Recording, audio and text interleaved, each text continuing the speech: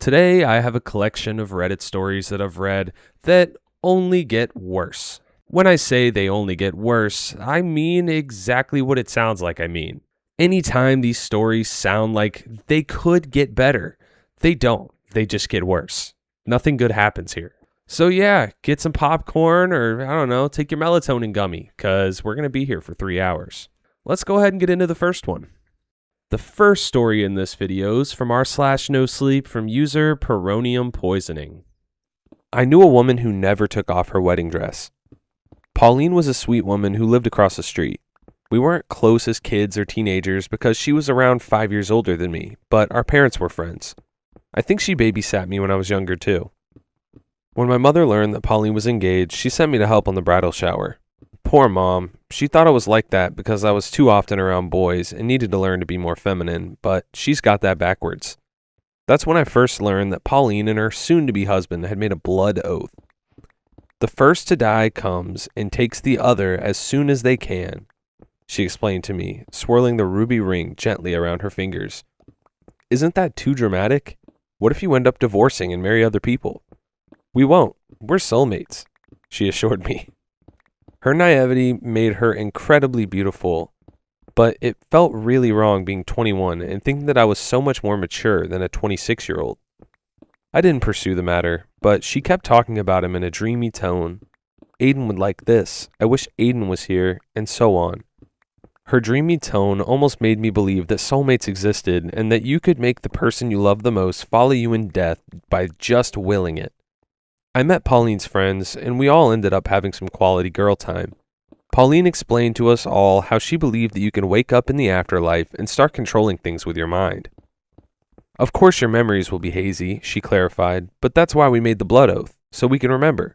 Little side note here, I can only imagine what all the girls at this bridal shower are, like, their facial expressions right now. Like, they're looking at this chick like she is insane. I know I would, 100%. Anyways. And how will one get the other back? I asked, entertaining her. I like to believe that we'll both grow wings. It was all terribly silly when I think back, but Pauline had something about her that made everyone pay attention and marvel at her words. Despite the age gap, we ended up becoming good friends. I think we were finally at an age where it didn't matter anymore.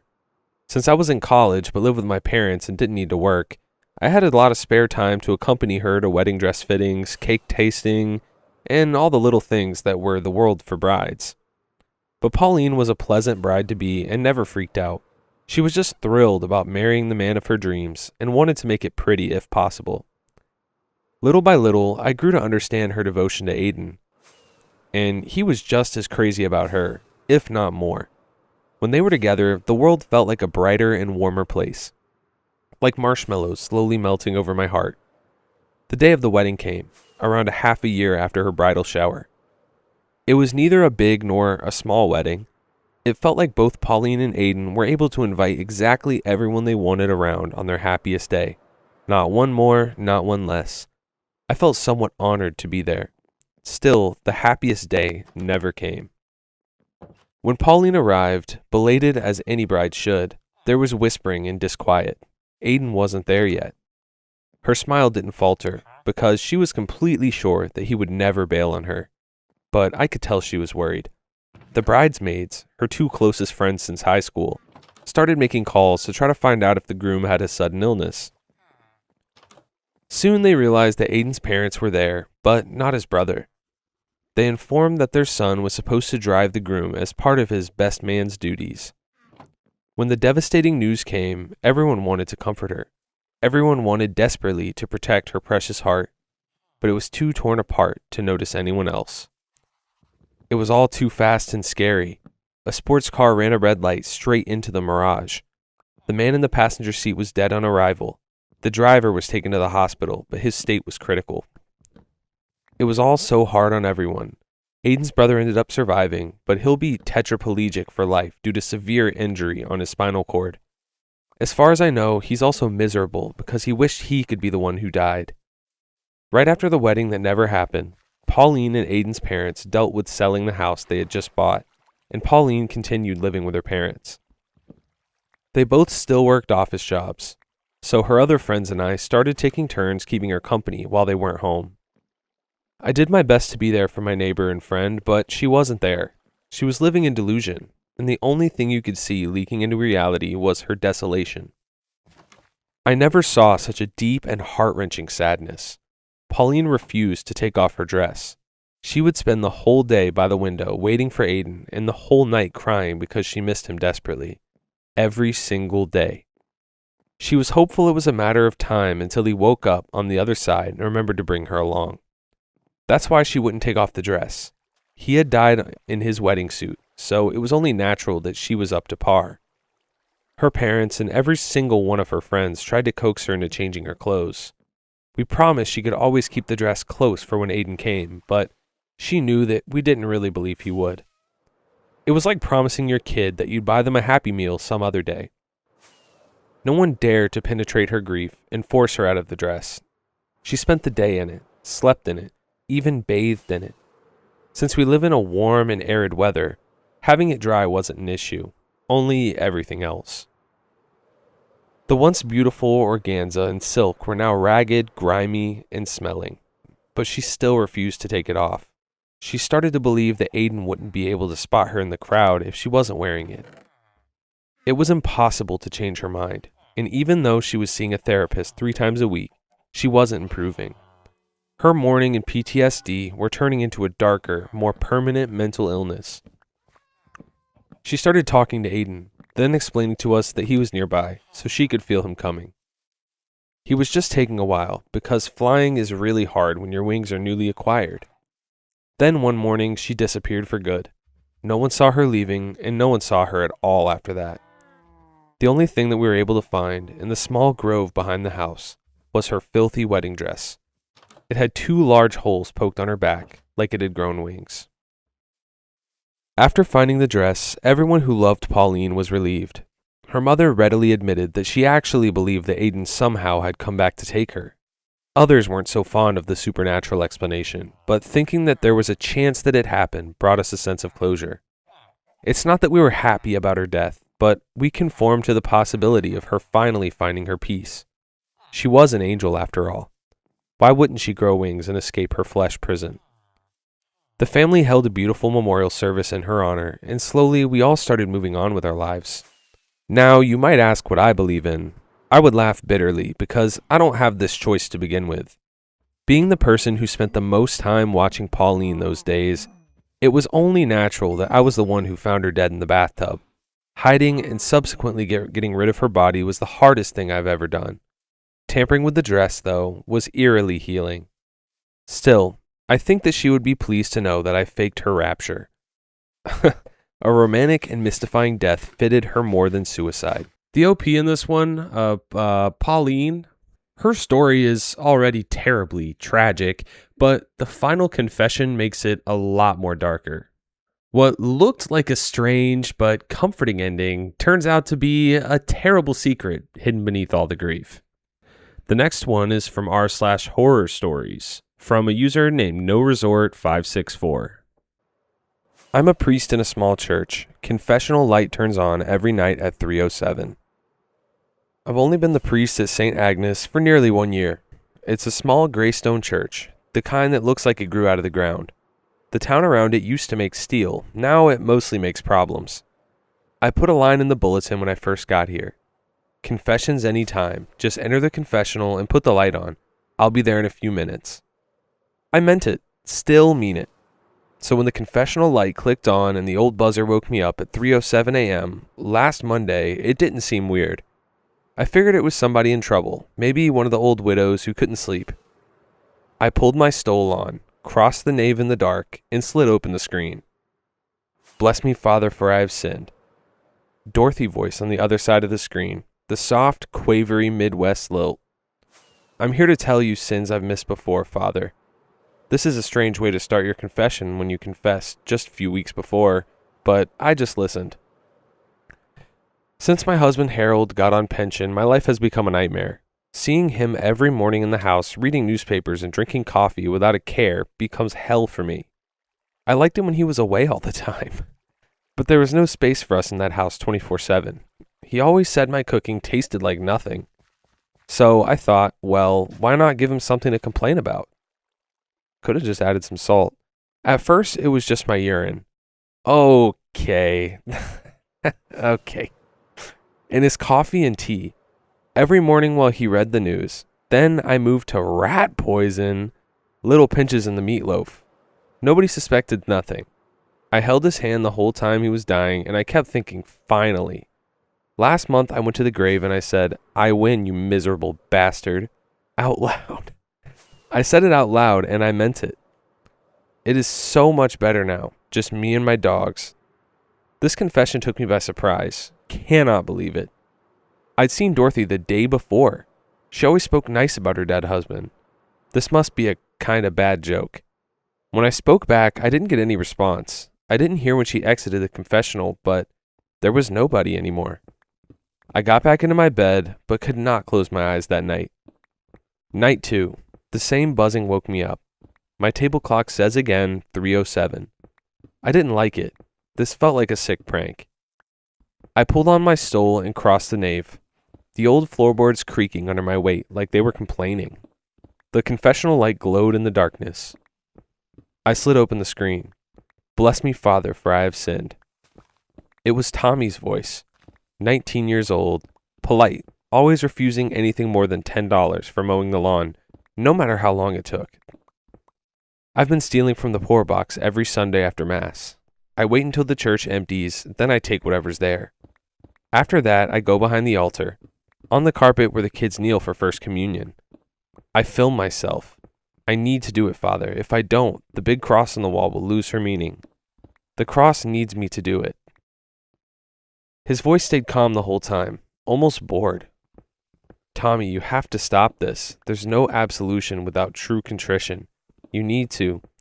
He cut me off with a soft laugh. I'm not asking for forgiveness, Father. I'm just telling you, because you said any time, and the light was on. Then silence. I waited a long moment. Tommy? No answer. No sound of the door opening. No footsteps on the floor. When I finally stepped out of my side and checked the other booth, it was empty. The church felt colder than it should. I didn't sleep again that night. I kept seeing Tommy's face and wondering how someone so quiet could carry something so ugly. It crossed my mind that day to lock the church and cut off the buzzer, but I didn't. I took a few naps during the day in my office, and good I did. The buzzer came at 3:07 a.m. sharp. By now, I was half expecting it. I lay there for almost a minute, staring at the ceiling, before forcing myself up. My stole felt heavier than usual. The voice this time belonged to Margaret, one of our most devoted parishioners. She is only 37, but she has the gentle, slightly nasal tone of someone much older. Bless me, Father, for I have sinned. Her voice was calm and quiet, but I was horrified already. Chills on my spine and cold air hit my face. 19 years ago, I had a daughter. Nobody knew. I was 18, scared, and the father was a boy who left town soon after. I carried her to term in secret, gave birth alone in the basement of my parents' house. Then I wrapped her in a plastic bag and buried her under those rose bushes in the backyard. When I got married and moved with my husband, I dug her out and took her with me. She is under my window. Every spring I plant new roses there. They bloom so beautifully, Father, redder than blood. I visit her every night and tell her how sorry I am, but I'm not. She would have ruined everything.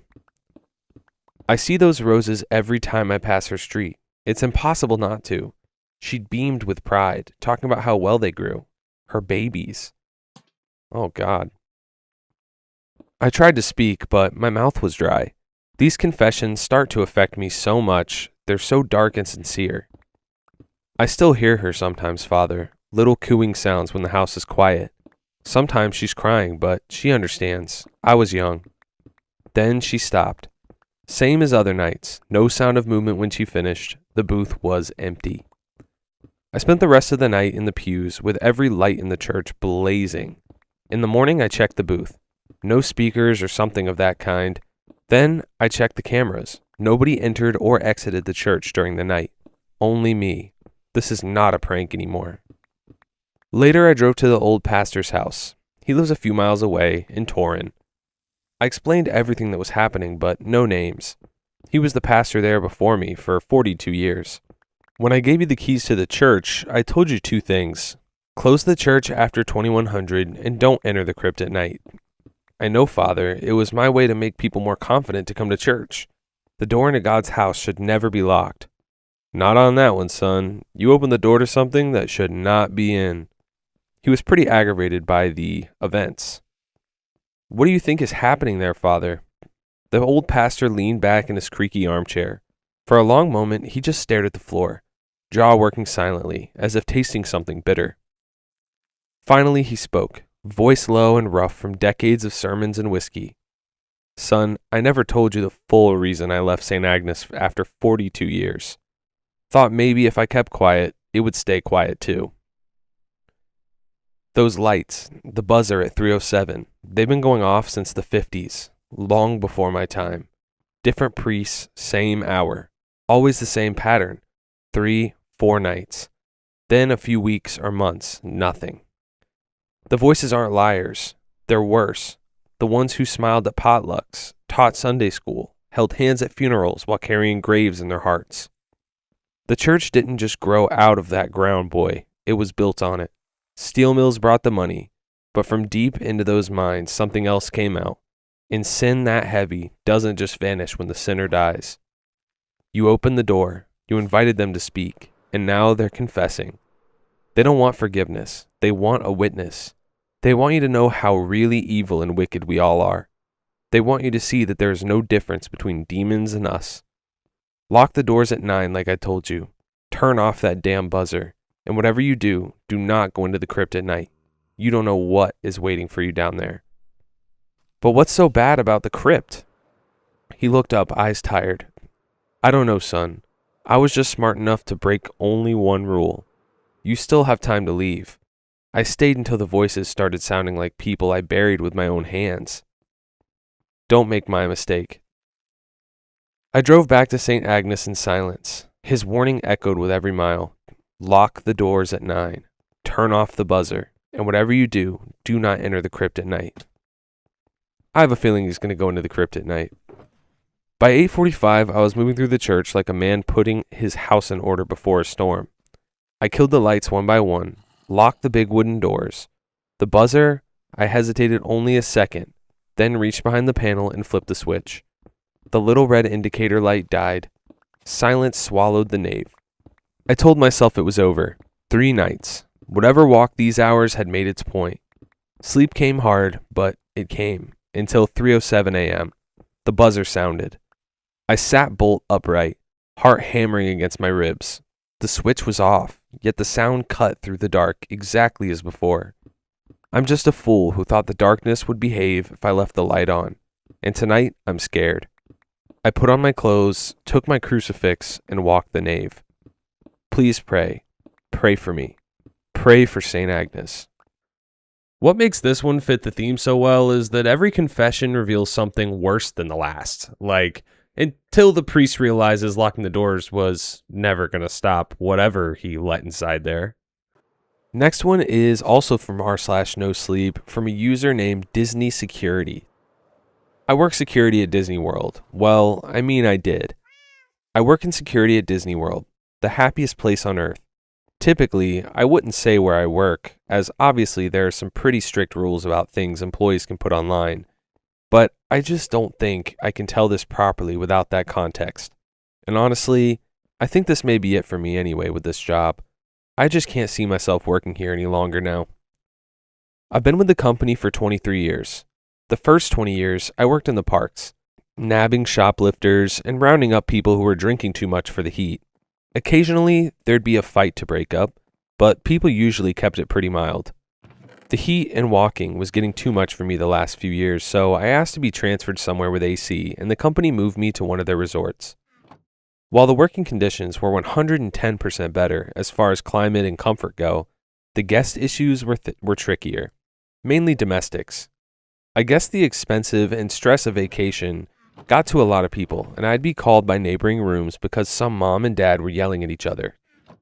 I'd try to suggest they take a nap or go do separate activities for a bit, and that would usually calm them down. But none of that is what I'm here for. I've got to get this out while I have time. 3 days ago, I got a call from management. Apparently, a couple of days before that, housekeeping had went into a room that should have been turned over that day. Turned over is when one guest leaves by about 11 a.m. and the next guest checks in around 3 p.m. And all of the guest items were still in the room. Housekeeping made a note of it and moved on. But during the next 2 days when they entered the room, everything was still there and untouched. I went to check it out, and sure enough, there was an empty room full of luggage, clothes, snacks, some toys, everything a family would need for vacation. The manager had already looked up the previous reservation, and it was for a family. Dad, mom, 2 little kids. I tried to call the phone numbers they had given, but all I got was voicemail. We were a bit stumped, so I made the call that housekeeper could clean the room and took the family's personal items to be held until we got in contact with someone. I went digging into the reservation more. The family had arrived 5 days before housekeeping discovered all their stuff. I found that the family had paid a parking fee and their vehicle description was listed. A quick walk of the parking lots and I had easily located their vehicle.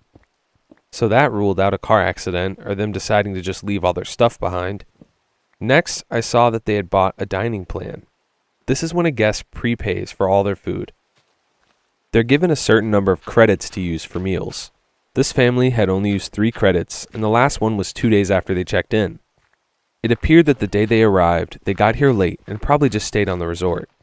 The next day, they used 2 credits at Epcot. The second park day, they used 1 credit at Magic Kingdom, and it was at breakfast time.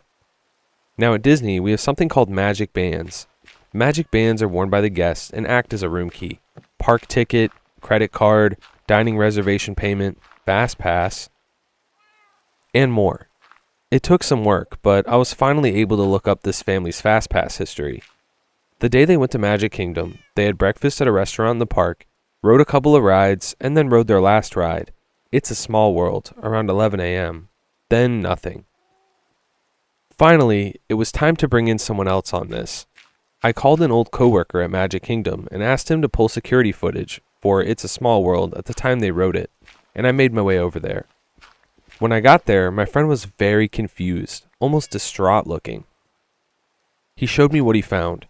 There's usually a camera in the direction of where rides load and unload. The footage showed them scanning their bands to use fast passes for the ride and boarding the ride. The footage from the exit of the ride just showed the other people in their car exiting. They weren't there. Side note, if you haven't seen it, this story is sounding an awful lot like the movie Tomorrowland, which is a really good movie. Highly recommend. Of course, we thought the worst. Maybe one of the kids had fallen out and mom and dad and the other kid got off in the middle of the ride to help and they all got injured or killed or stuck in machinery somewhere. So we shut down the ride, middle of the damn day, turned off that ear-worn music and turned up the lights. Me and my buddy walked that ride 3 times before we called in help. Eventually, there was close to 10 cast members searching, and we didn't find anything except for 3 cell phones and a hat. I was right stumped. I've kept digging the past couple of days, and I'm not sure who to tell what I found next to. I've called the police, and I suppose they're on their way here, but the company has a way of covering up things like this, and I decided I can't live with myself if I don't put out some type of warning.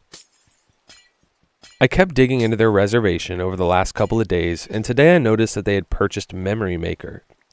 There are photographs all over the parks and cameras in all the rides, and with Memory Maker, the photos are all free. They automatically get added to a guest's Disney account when the system knows their picture has been taken, and the system always knows. Everyone's whereabouts are always known with the Magic Bands. Well, I opened up their Memory Maker photo album, and I swear, there's 732 pictures. The first 30 or so are pretty normal. Epcot, a few rides in front of the castle, but the rest are all in It's a Small World. The rides only take 1 picture per go-around, so it appears as though this family has ridden this ride over 700 times. The first picture was pretty normal. Everyone looked happy. It was a busy day and a full car of guests. The next one is rough to look at. The car is empty, except for this little family, and they look confused. The next 10 to 15, I can see Dad getting angry, yelling. Mom is holding onto those 2 kids like her life depends on it, and you can see the kids getting increasingly upset and crying. And it goes on and on. After 50 or so, it looks like they're trying to get out. In one, the dad is missing. In the other, they're all gone. Maybe like they've bailed early in the ride and tried to walk out, but in the very next one, they're all right back in that car. After around 450 or so, I only see the mom and kids. It's just when I look closely I can see Dad, maybe just his body now, slumped down in one of the other seats. Another body in another seat. The mom and kid aren't moving anymore. I think the two of them are still alive, just damn near catatonic.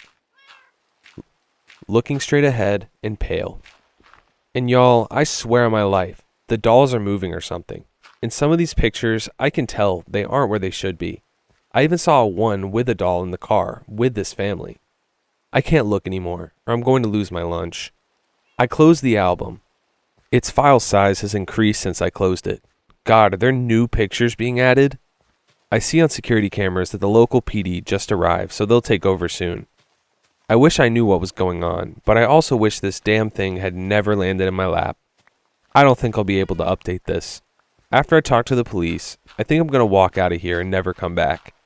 I just wanted to get this out there before Disney feeds the media some BS cover-up as to why a whole family vanished.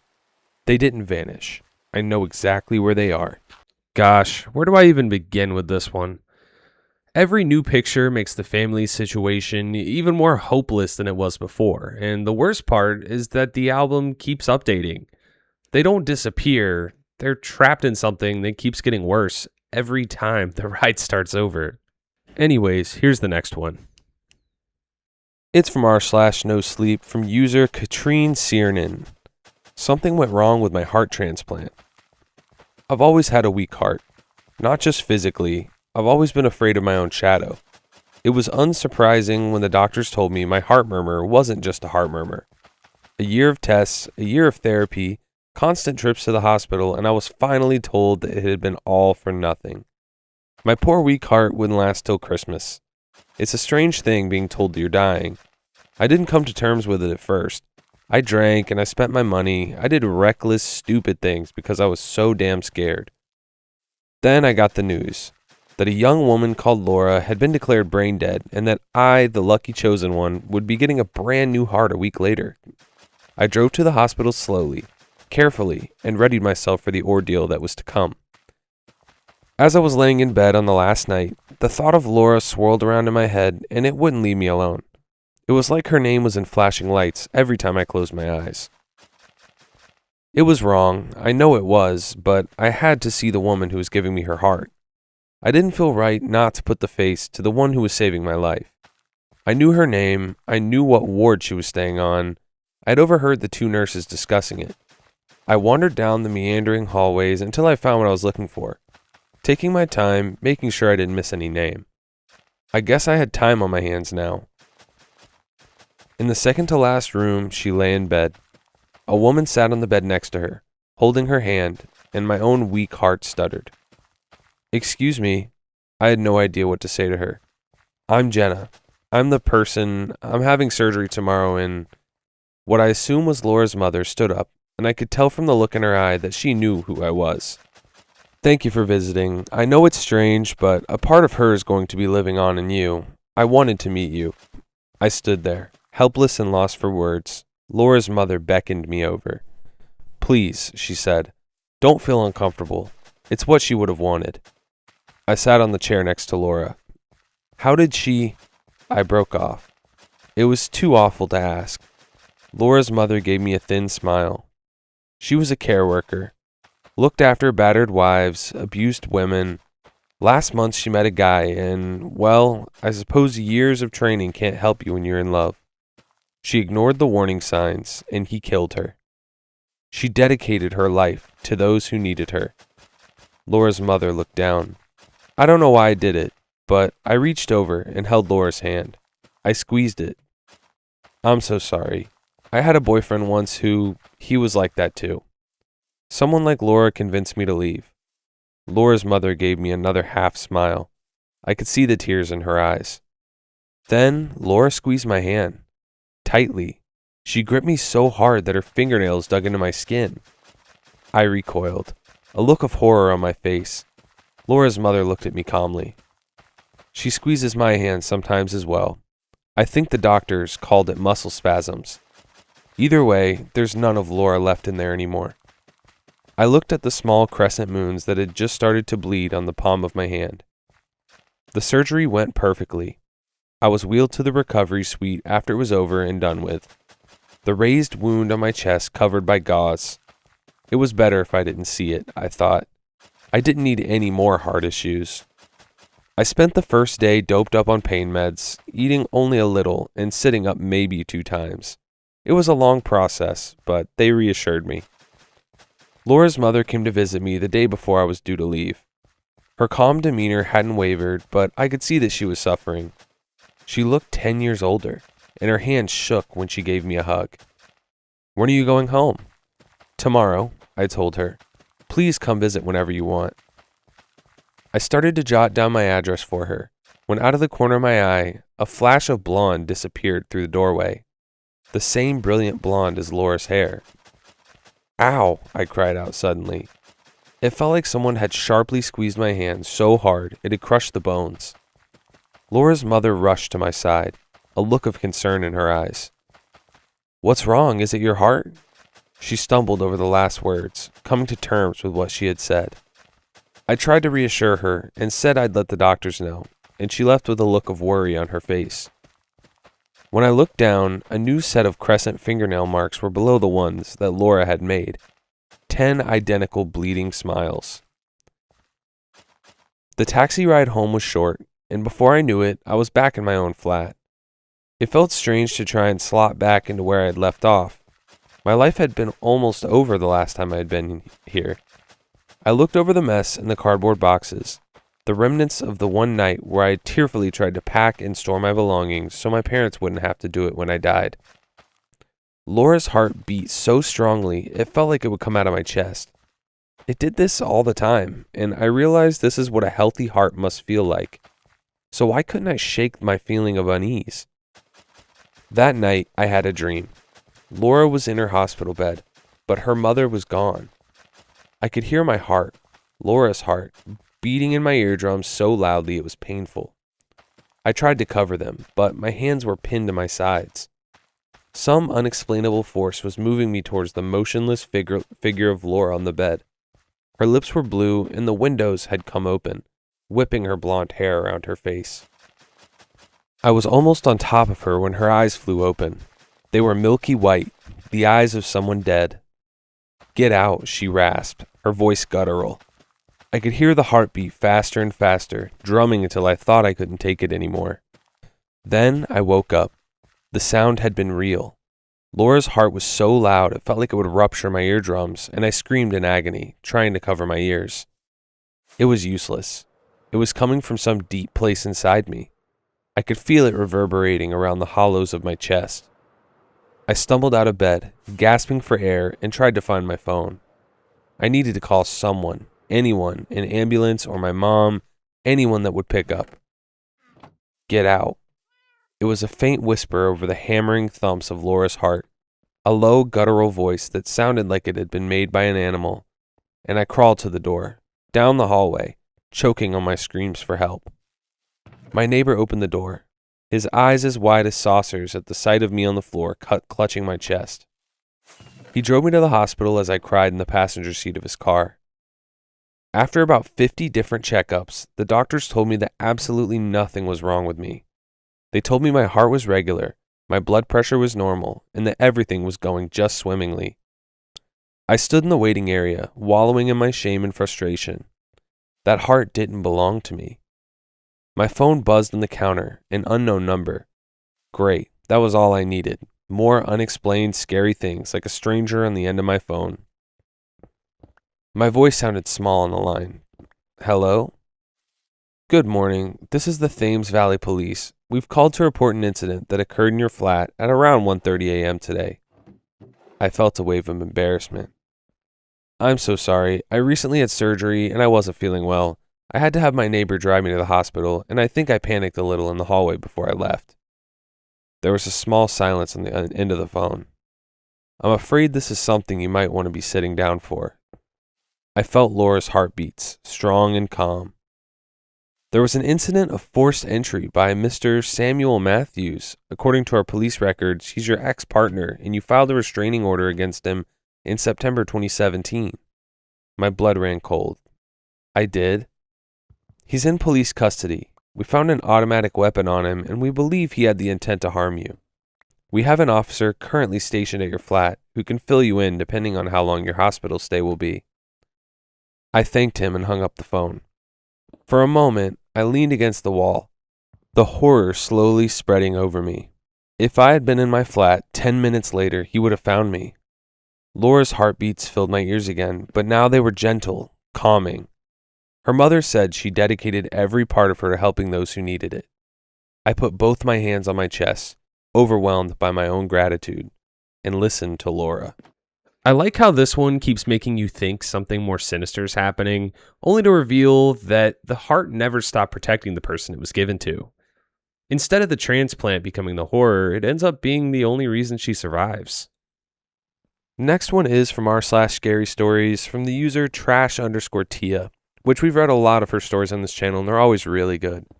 I steal life threads for a living. My latest victim's thread is the longest I've ever seen. I've been able to see life threads since I was a little kid.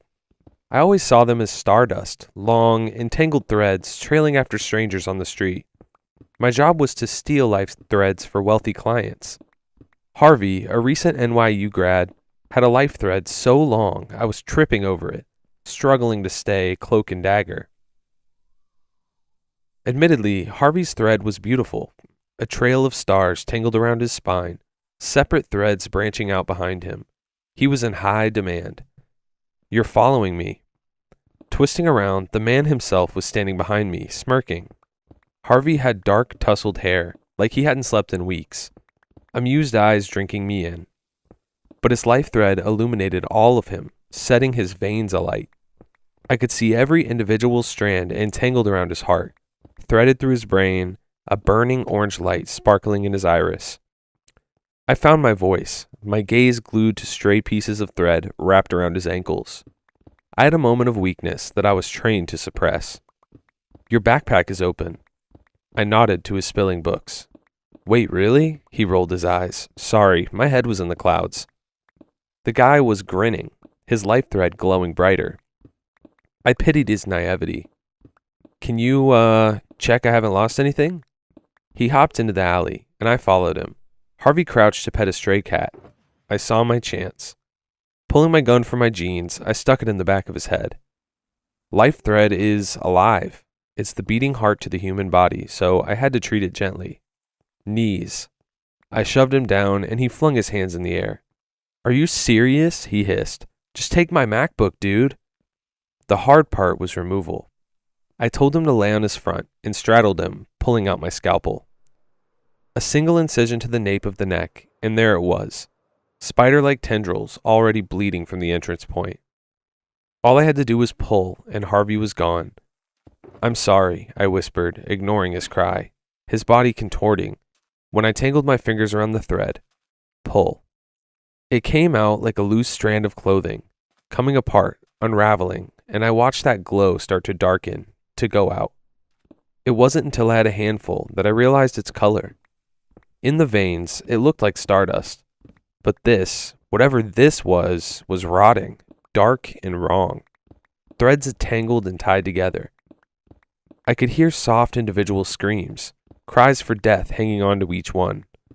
Suddenly, I was being slammed against the wall, cool breath tickling my cheeks. Sharp points grazed my neck, his tongue teasing my throat. His laugh was hysterical, his life thread already mending itself, igniting in his eyes. Oh, I thought, when his teeth penetrated, and my own life thread dripped down my skin and dissolved. So that's why his thread was so long. This one.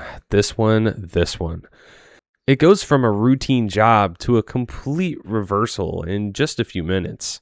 The narrator thinks they found the perfect victim, only to discover far too late why the thread was so incredibly long. Too good to be true.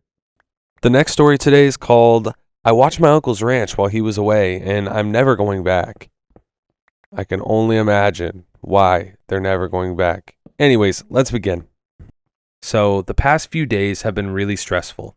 My friend suggested that I should write about what happened to me and share it on this page, but I don't know how this would make me feel better. I guess in a way, it could be a warning, but I highly doubt anyone would believe this anyway. It all started when I got a call from my Uncle Shag last week. His real name was Chuck, but I've always called him Shag on account of his shaggy beard ever since I was little. That's not important. Anyway, his appendix had burst and he had to go in for surgery to get it removed. He asked me if I could house sit for him and get some work done around his ranch while he was in the hospital. Feed the livestock, fix the fences, just simple things he normally did. I told him I could and asked if I could bring my dog Bear since I had just adopted him and didn't have anyone to look after him while I was gone. He said I could as long as he didn't bother the other animals. I hadn't been to my uncle's ranch in a few years. It was in a desert area in Utah, but I still knew how to get there, so I made sure to pack whatever I would need for a few days there. Some movies since there was no Wi-Fi at the ranch, and a couple of snacks for me and dog food for Bear. It was going to be a 2-hour ride and I hadn't eaten lunch yet, so I stopped by a fast food drive-thru, ordering myself a veggie patty, diet soda, and a small patty for Bear to eat. On the drive to the ranch, I noticed deer carcasses on the side of the road. I didn't think much of it, besides the fact that it was so weird to see dead deer all the way out here. I thought they couldn't be found in areas like this. A few minutes later, I would drive up to my uncle's ranch. I parked near the house that was farthest from the cattle so they didn't get spooked and run away. As soon as I opened the car door to let Bear out, he made a sprint to the cows. He barked and ran around a few of the cows wanting to play, but some walked away, and others just ignored him. After about 2 minutes of trying to make new friends, Bear gave up and went to do his business and mark his territory. I smiled at Bear. I had a feeling he was going to have fun here. I turned my head to see a cow staring at me. It was thin. I could see it had some meat on its bones, but I could tell it was becoming emaciated. I looked down to see that it must have been looking at the burger. "Hey, it's a veggie patty. I'm on your side, buddy," I said as I raised it and pointed to it. Suddenly, I hear Bear yelp. I dropped my burger and ran towards him to see what was wrong. He had stepped on a broken piece of cactus. I quickly pulled out the thorns from his paw while he growled each time, but afterwards I was rewarded with licks to my face. I spent the rest of the day doing chores and working around the ranch. I won't bore you with details of the work I had to do, but there was one peculiar thing that happened throughout the day. Bear kept growling at the anemic cow from a distance. He just wouldn't go near the thing. He would even grab my pants leg if I was heading in its direction. It was definitely strange, but I thought the cow was sick, and Bear didn't want either of us to catch whatever it had. Animals are funny like that. They can sense what humans can't. That should have tipped me off that something was wrong.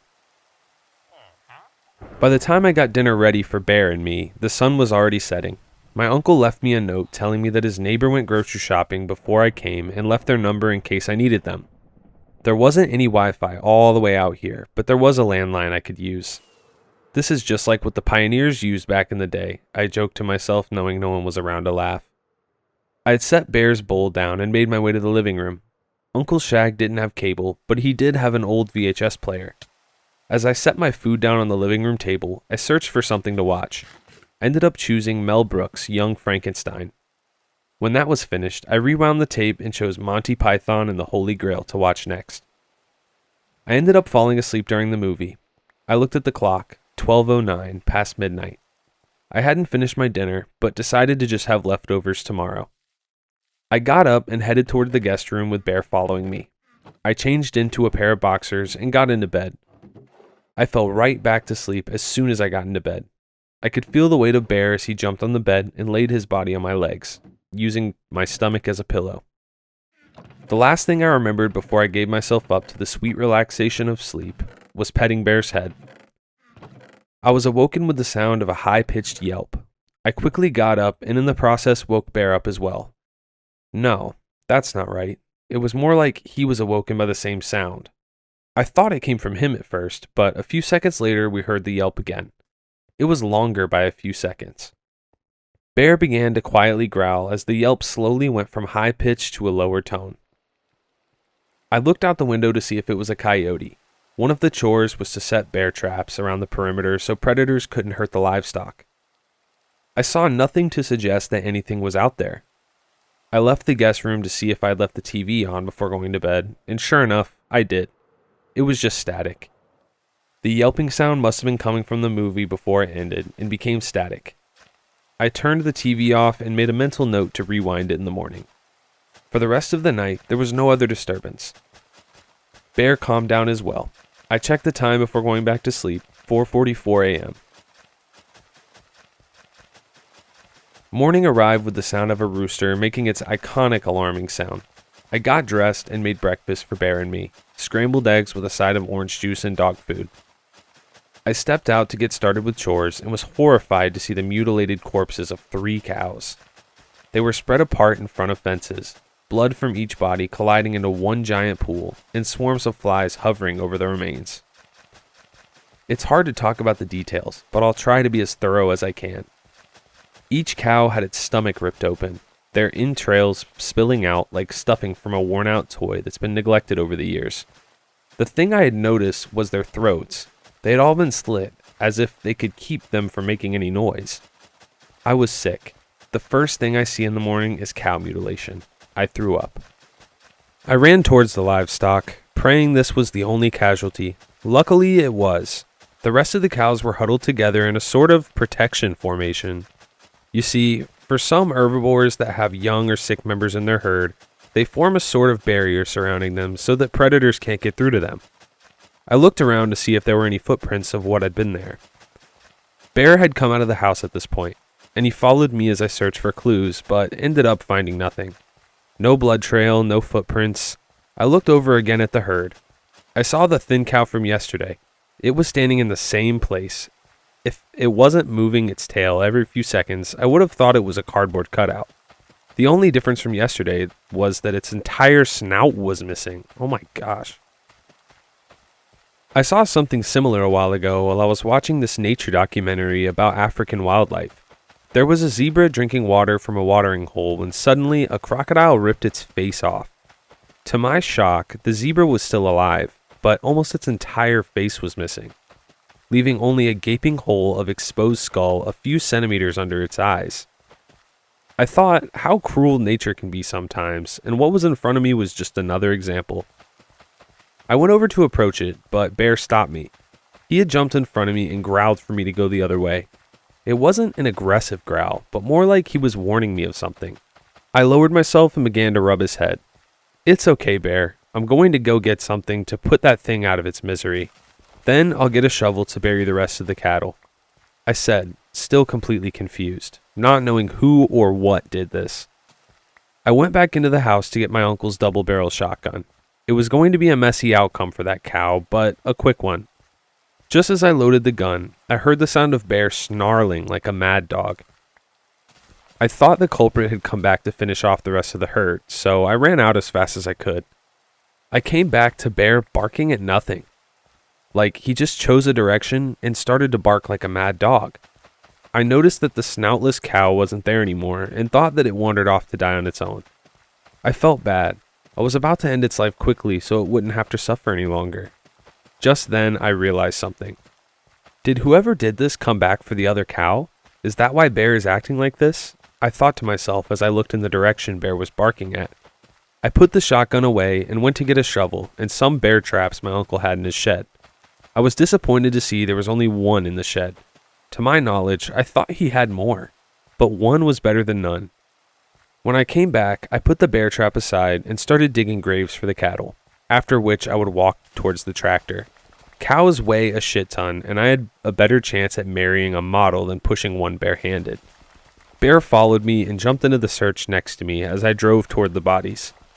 The first 2 took effort to lift, but were easy to move as I lowered them into pre-dug graves.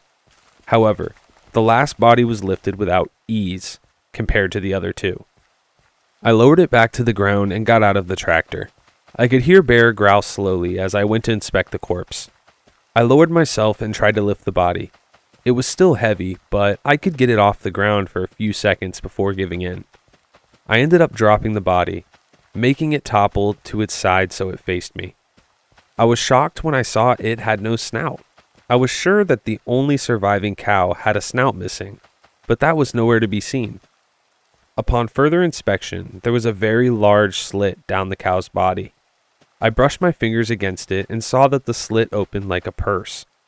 I gagged as I saw that there were no organs inside the corpse, only bone and muscle. My first thoughts weren't, why did it have no organs, or what did this?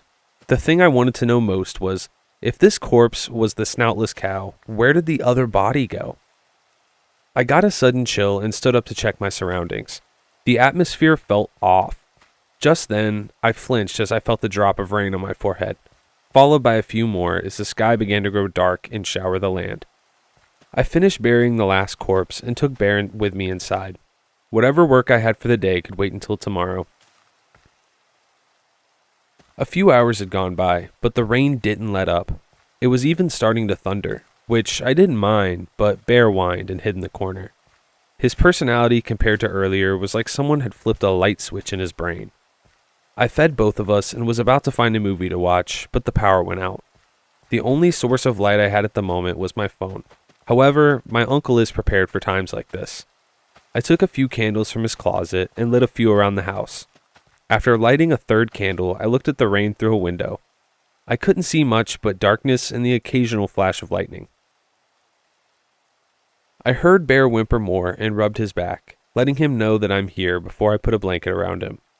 After dinner, I put my plate in the sink and thought of going to bed early since there was nothing else to do. As I undressed, I looked through the bedroom window. A flash of lightning showed that there was a figure near the cow's fence. Oh, I don't know about you guys. I would not be going towards that figure. I'm getting that shotgun and I'm sitting by the door. I did a double take, but couldn't see anything for a few seconds until the next flash of lightning struck. When it did, the figure had already been inside the fence, and the flash caught the moment it raised its arm and attacked the cow's throat. That must be the cow killer, I thought as I ran out of the house. Yeah, you're braver than me. A dumb idea to run out during a storm, I know, but if I didn't catch this guy now, then I don't know when I could. I grabbed the double-barrel shotgun and made my way to where I saw the figure last. The only thing I found was a pool of blood with a trail leading away from the fence. The herd of cows within the fence mooed in fear as the adults surrounded the young. I followed the trail for a few minutes before I stopped. I heard some sort of noise. I tried to listen to where the noise was coming from, but as the sound of thunder roared, it stopped. I held my breath. Suddenly, a flash of lightning struck and revealed the figure 20 meters away from me. It was hunched over one of the cows, eating it while it was still alive. Before the light faded, I could barely recognize its appearance. It was a cow with a slit throat. It began to slowly rise, like it knew how to stand up like a person. When the next flash of lightning struck, it threw itself backwards and began to spider walk further away. I gasped and turned around, making a beeline back to the house with only the flashes of lightning to guide my way. I couldn't hear if the thing was following me or not, but I wasn't going to risk looking back. The sound of Bear's barking guided my way to the house as I got closer. I would leap through the door and slam it shut, locking both locks on the door. Just as I did, my legs finally gave in as I dropped to the floor, clutching the shotgun tightly against my wet, cold, bare chest. I kept repeating, "What was that?" in my head for the next 2 minutes as I began to hyperventilate. When you see something your brain cannot comprehend, it tries to rationalize what it could logically be by filling in the gaps with what it already knows to try and make it make sense. However, there was nothing about what I just saw that made sense whatsoever. Bear's barking was replaced with a low growl as he headed towards me. He watched the door as I was slowly calming down. "It's okay, Bear, it's okay," I said to calm Bear down, but really it was to reassure myself. I noticed Bear was slowly moving his head towards the window from the door. Then he got up and started walking along the wall like he was prowling side by side with whatever was outside. He stopped moving and raised his head quickly to the ceiling. At the time, I felt the house shake a little with the sound of a large thud coming from the roof. Bear must have lost the thing's position because he had spun around, trying to see where it was. It was silent after a few seconds. Bear was quiet. There weren't any sounds of footsteps on the roof. Nothing, unless you count my heartbeat, which quickened. I decided to get up and try to hide in a room till this cow monster or whatever it was left. I didn't even take a second step when I heard a voice. Abby something. Abby something, I thought. Abby normal. It took me a few seconds, but then I realized it was a quote from Young Frankenstein, one of the movies I was watching last night. My blood went cold. Was it outside the house the whole time? The thought sent me into a panic. Jesus Christ, it screamed, setting Bear off. He had snarled and then ran towards the bedroom. Bear, wait, I shouted as I followed after him. Bear rammed his head into the door, forcing it open, and leapt towards the window. I stopped when I saw that the window was open, and a mixture of what looked like hooved fingers reached inside the house. Bright yellow lights appeared in the darkness outside. It was the cow's monster's eyes. Oh my God. Bear had leaped towards the creature, forcing it to retreat, as Bear went out the window and chased after it. Bear, come back, I shouted as I stuck my head out the window. I couldn't see where Bear was, but I heard the sound of his barks, and there was another sound, a laugh. I didn't get any sleep that night. I locked myself in a bathroom and cried. I was worried about Bear and what that thing was. I prayed to God that Bear was okay and that he managed to drive off the cow monster. Yeah, your dog's gone. Morning came when the sound of a rooster crowing. I got dressed, armed myself with a hunting rifle, my uncle's double-barrel shotgun, and left the house to search for Bear. I went to the side of the house where the bedroom window would be. I found muddy tracks belonging to Bear and another pair of tracks I assumed belonged to the creature. I followed them for 5 miles, occasionally finding drops of blood mixed in with the mud, making me worry every second I couldn't find Bear. After 30 minutes, I found something I wasn't expecting. A pile of organs covered in mud and blood. I gagged from the smell and teared up when I thought they belonged to Bear. I turned my head to see that there were more tracks. There's still hope, I thought. I followed the tracks for another 15 minutes and found the cow monster's corpse. I pulled out the hunting knife and stabbed it into its head. I've seen too many horror movies and didn't want to risk a sneak attack, but sure enough, it was dead. I couldn't find any more footprints belonging to Bear, so I searched for another hour before giving up. I couldn't find any more clues leading to Bear's whereabouts, and I was upset and confused. It was almost like Bear just grew wings and disappeared. I wasn't in the mood to do anything all day. I know I had work to do, but I just couldn't. Bear was on my mind. I motivated myself to at least feed the livestock. After that, I just spent the rest of the time doing nothing. When dinner time came, I didn't eat. I had made food for Bear just in case the smell attracted him back. As I opened the door, I fell back and dropped the food. Right in front of the house was Bear, sitting and staring at me. Bear, I shouted as I ran over to hug him. Do not hug Bear. He fell off when I hugged him. It was like I was hugging a bag of dried up leaves. I pulled away and looked at him. His face seemed off as well. His pupils were so dilated that it almost looked like he had no irises at all. He wasn't panting, and now that I think of it, I don't think he was breathing either. Hey Bear, I said, dinner is ready, come eat. As I walked inside, I kept the door open for Bear so he could get inside. He just kept staring at me, not making any movements at all. What's wrong? Are you coming? I asked. Bear just stayed where he was for another minute before coming inside. I picked up the food I had dropped as he made his way towards the bedroom, and I soon followed after when I had picked up all his dog food. When I entered the bedroom, Bear was sitting in front of the open window where he had leapt out last night. I closed it after putting his food bowl in front of him and went to make myself dinner. The rest of the night was uneventful. After eating, I went to bed early and woke up at 1:25 a.m. I felt like I was being watched and looked around, but there was nobody there. The door was open, and I assumed Bear was sleeping elsewhere. I shut my eyes and lowered myself back into bed so I could get comfy once more. When my head hit the pillows, I would open my eyes. I screamed as I saw Bear standing on the ceiling. He was positioned like a spider, waiting for its prey to get trapped in its web. I could see that his throat was slit, the same way the cows had their throats slit. I realized Bear didn't kill the cow monster. It had killed him and taken control of his body. The bear thing must have seen the look of horror on my face because it had smiled in a way a dog could never smile. It was too human. Suddenly, a pair of hands exited Bear's slitted throat as he leapt down from the ceiling. They tried to grab my throat as Bear's mouth opened wide to bite my head. I took the pillow and smacked him with it, knocking him to the side of the bed as I ran out of the room. It wasn't long before Bear regained his footing and crawled all along the walls to chase after me. The bear thing began to whine like it was hurt, but a pillow couldn't have done any damage. I tripped on a stack of movies and slammed my face into the wall. The bear thing jumped onto me and grabbed hold of my neck. Its mouth opened wider as the whine grew louder and more painful. I realized that it wasn't forming the sound from its mouth. It sounded like it was playing a recording of it gutting Bear alive. It was making me listen to Bear's final moments on repeat.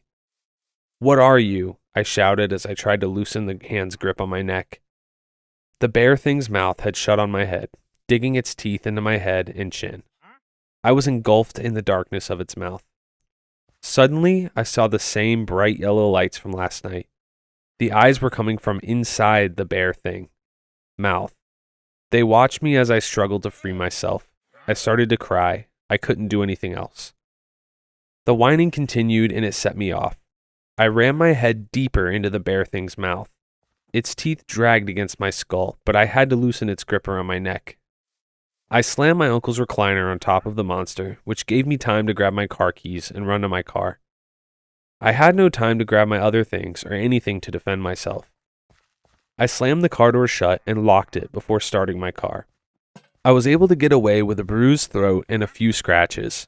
I looked in my rearview mirror to see something other than the bear thing. What I saw was an old naked woman. Her body was covered in a pattern of blood that looked like it was ritualistic. She was also wearing what looked like a wolfskin rug on her body, covering her head, back, and arms.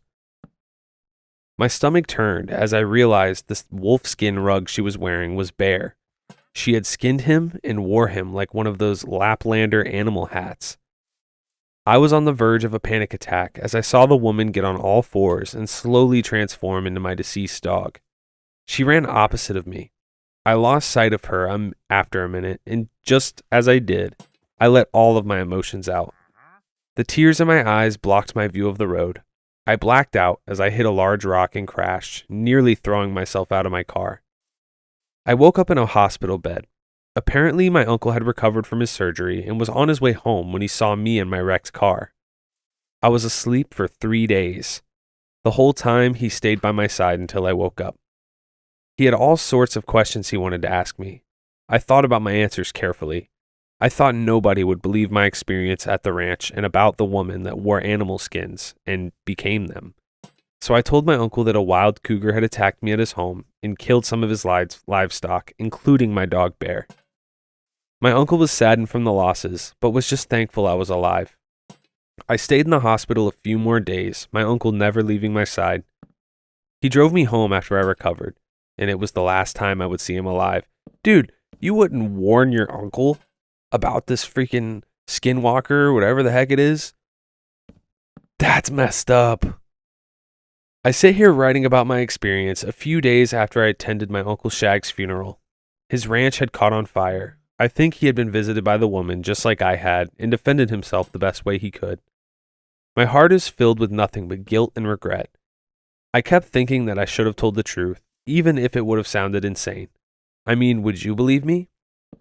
I wonder though, when the woman visited him, was it Bear or some other animal whose skin she was wearing? I don't know. I just wish I could see Uncle Shag and Bear to tell them both I'm sorry. So sorry that I didn't tell the whole story to my uncle, and sorry I couldn't protect Bear. There's nothing more that I can say. Just to whoever reads this, if you see an animal with a slitted throat, run before it's too late. This story just refuses to let up. Every answer uncovers an even worse question, and by the time the truth finally reveals itself, it's already taken away everything that mattered. R.I.P. Bear. This one's also from r/scary stories from user Ozzy_Zingo. My family receives letters one day before we die. Today I got mine. People die all the time. It's nature. Ours are just extremely detailed on a piece of paper we receive a day before we die. Although it sounds very macabre, we live normal lives. All of our working family members have stable, normal jobs. Kids have a good childhood. No one else knows about our family's tradition, and my parents, as well as theirs before them, are very adamant on keeping it that way. Exceptions apply, of course, otherwise we wouldn't be a family. People who are married into the family are not affected by our tradition. They don't receive any letters and live a normal life by all standards. Not always, at least. My grandma got hers. Never seen my grandpa that angry before. And my dad also got his. I've never been so angry before. But the kids in our family will receive letters nonetheless. They will all die eventually, and it will be written for them. Anyhow, today I got mine. I'm 28 years old, by the way. When I woke up this morning, I dreaded the fact that there will be a tomorrow. That I have to wake up, go to work, get home, do it all over again, until the day I die.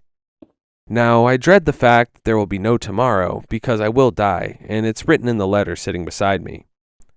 I guess I should go into detail about the letters themselves, so long as you read yours when you get it. You will die in a somewhat normal way. Not particularly painful, not particularly awful. My grandpa got his, read it, and died of a heart attack in his sleep. He was 87 when he died. He had a good life. What I'm trying to say is that, despite the letters describing your death, most of us have normal deaths. I've been told about the letters throughout my entire life, that no matter how old I am, I might receive one, and then I will die the next day. Thanks for ruining the first day of school, Mom and Dad. Nothing says existential dread as much as getting your mail thinking you might die the next day. But that's how life is for us. No one knows how it started, why it won't end. Just that there's a common denominator and a set of rules. The letters in question are a single piece of paper inside a white envelope with a name written on the front. There's no mailman, they just appear in the mailbox or fall through the mail slot one day. It's addressed to whoever's name is written on the front, and by no means whatsoever should you read someone else's letter. Even people outside of my family's blood should never read someone else's letter. Terrible things happen to you. You will receive your letter immediately after reading someone else's, and you won't have a nice death. You will have a slow, painful one. You'd wish you had gotten the death you read when reading about someone else's. Amongst some other rules, this one is the most enforced one. My cousin got tackled by my grandpa for almost opening my grandma's letter. He was mean anyways, so I didn't care. Mom and Dad drilled this rule into the back of me and my siblings' heads, far more times than I can count, and they didn't shy away from using examples.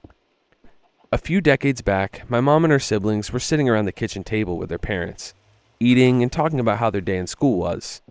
Then there was a single knock on the door, followed by a letter hitting the soft carpet.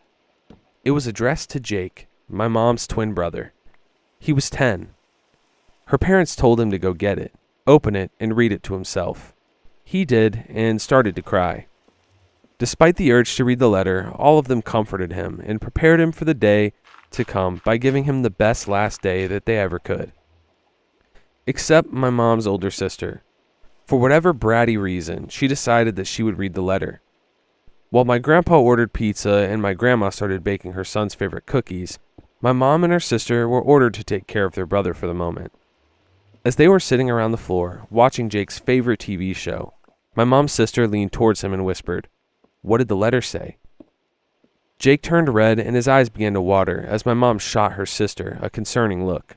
"We're not supposed to know," she said. "So?" "Stephanie, stop," my mom said as she stood up. Although she was very young, she had a sense of the situation and went to the kitchen table to grab the letter before her sister could get her hands on it. The letter was gone. Her father had just returned with the pizzas when my mom asked where the letter was. He said that he told Stephanie to grab it and go put it in David's room. My mom turned around to see Stephanie standing up. She held the letter in her hand. She proudly proclaimed, "I know how David dies." Apparently, as soon as she said that, a loud crash emerged from the kitchen, followed by my grandma's loud scream. The kitchen window was shattered and pieces of glass covered every corner of the room. My grandma was bleeding from the top of her eyebrow. A thick shard of glass had lodged itself under her skin as the window shattered. On the kitchen floor, covered in blood, was a letter addressed to my mom's sister. No one knew what to do. Their parents were fuming, and my mom's sister panicked. frantically begging her for forgiveness. My grandpa forced her to sit there in the kitchen until she read it. My grandma was crying, begging my grandpa to let her go. My mom and her brother struggled to understand what was happening, but they all knew she had to open the letter and read it, and she eventually did. She cried the whole time, but stopped after finishing the letter. She just went silent for the rest of the evening. The despair in her eyes when she looked at my mom was a sight she would never forget. My mom said that the smell of freshly baked cookies had never felt so wrong before. My mom's brother went to sleep that night and never woke up. My mom's sister went to sleep that night and was never found again. The only thing left of her sister was a pair of eyes sitting on the windowsill. They were staring towards the branches hanging just outside. I can't remember if they even bothered calling the cops. Trying to explain everything without showing the letters would probably be hard. But I don't even think they went searching for her. She knew her sister had done wrong, but she was still her sister, still her family. One day, when she was playing outside by herself, she found bloody footsteps leading into the forest. She followed them. It was already late, and soon the sun disappeared and the warmth of the day had turned into the cold of the night. The tree branches turned into arms and began reaching for her, the roots covering the ground bit by her feet with every step she took. But she kept following the footsteps. Eventually, she stopped because the footsteps had stopped, but she didn't look up. She didn't have to. Her sister's nightgown shined against the moonlight in the corner of my mom's eyes. She was too scared to move, but once she felt the warm embrace of her sister's hug, she finally dared to move her body. She wrapped her arms around her sister. She was alive. She was here. She was coming home. My mom buried her face against her sister's stomach. It was wet. She moved her head back. Red, deep, wet red covered her sister's clothes. She looked up. 2 streaks of dark blood ran from her sister's empty eye sockets alongside her body, down to her feet. She smiled. My mom felt the deceit of her sister's arms wrapped around her and managed to break free. She ran as fast as she could, but she didn't know where. She had lost the trail. She went further and further into the dark, hostile forest.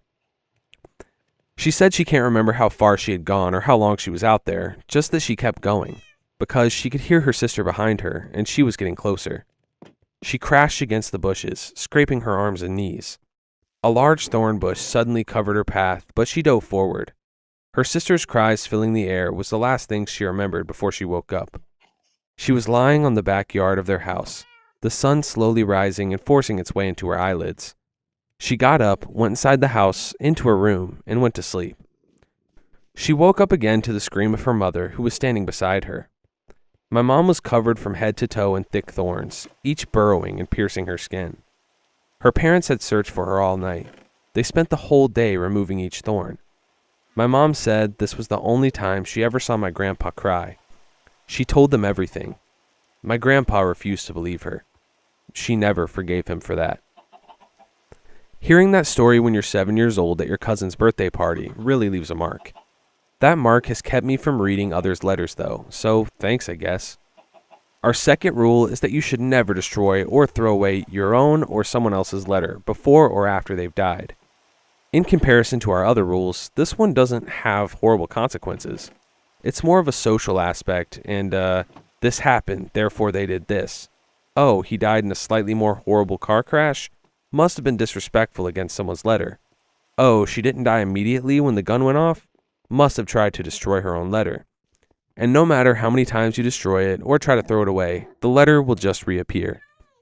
Bottom line is, respect your letter and respect others. Imagine you're staying at your grandpa's house and you're going to the movies for the first time, and before leaving, he pulls you aside and tells you you're your family's second rule. Completely ruins a movie. Our family's a goddamn shit show sometimes. Another rule is that you must read your letter once you receive it. Otherwise, you won't have such a nice death either. Other than knowing you're going to die, the worst part about the letters is reading about it. Something about a detailed description about your own death isn't that alluring to people. So sometimes they don't. A few years back, my grandpa's brother and his wife were visiting their winter cabin up north. They were celebrating 40 years of marriage.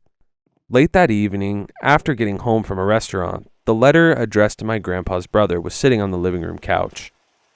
Not feeling like bumming out one of the happiest days of his life, he decided not to read it, despite his wife's pleas.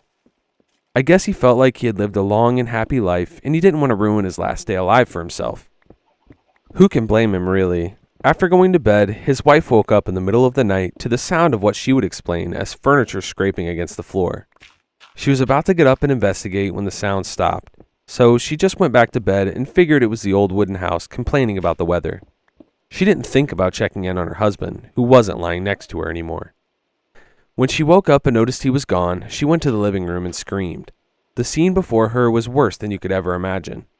Her husband was nailed to the roof by his feet, hanging upside down with his scraped fingertips barely touching the floor.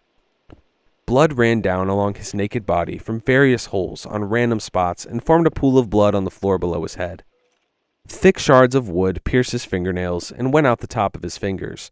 His eyes were wide open. They stared at the door leading to the bedroom.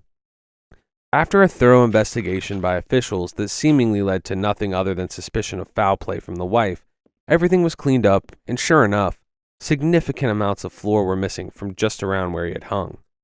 It looked like he had tried to claw his way towards the door. Did he try to reach his wife? Why couldn't she hear him?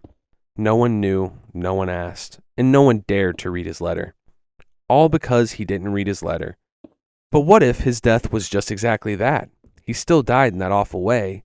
Would it have mattered if he read the letter? Would he have just been bummed about becoming a human piñata and definitely had his last day alive ruined for him? Am I really supposed to believe that if he had read the damn letter, he would have died of a heart attack in his sleep or something? So as far as family traditions go, mine has a curse. My family's attempt at labeling our curse as a tradition and constantly reminding me of it throughout my entire life has only served as a source of chronic anxiety on my behalf. I can't really blame them though. They just want a somewhat normal life for us, and we have to follow the rules to have that. So there's only one obvious way to escape it. Stop making kids. But not everyone feels that way, so the curse lives on. I've never really wanted kids. I wouldn't want to put them through what I've had to go through, and I won't have to worry anymore.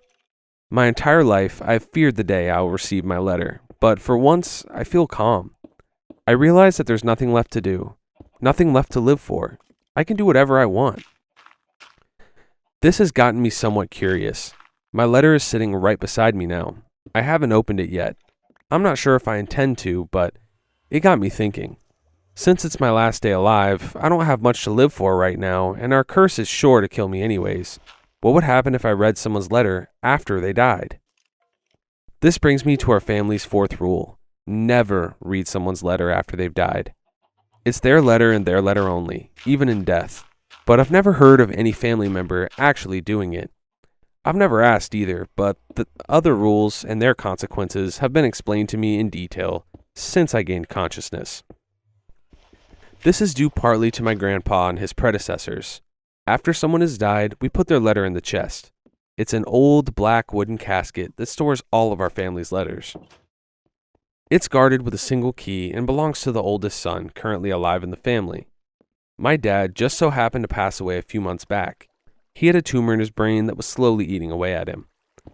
I visited him one day and was greeted with a letter on the nightstand beside his bed.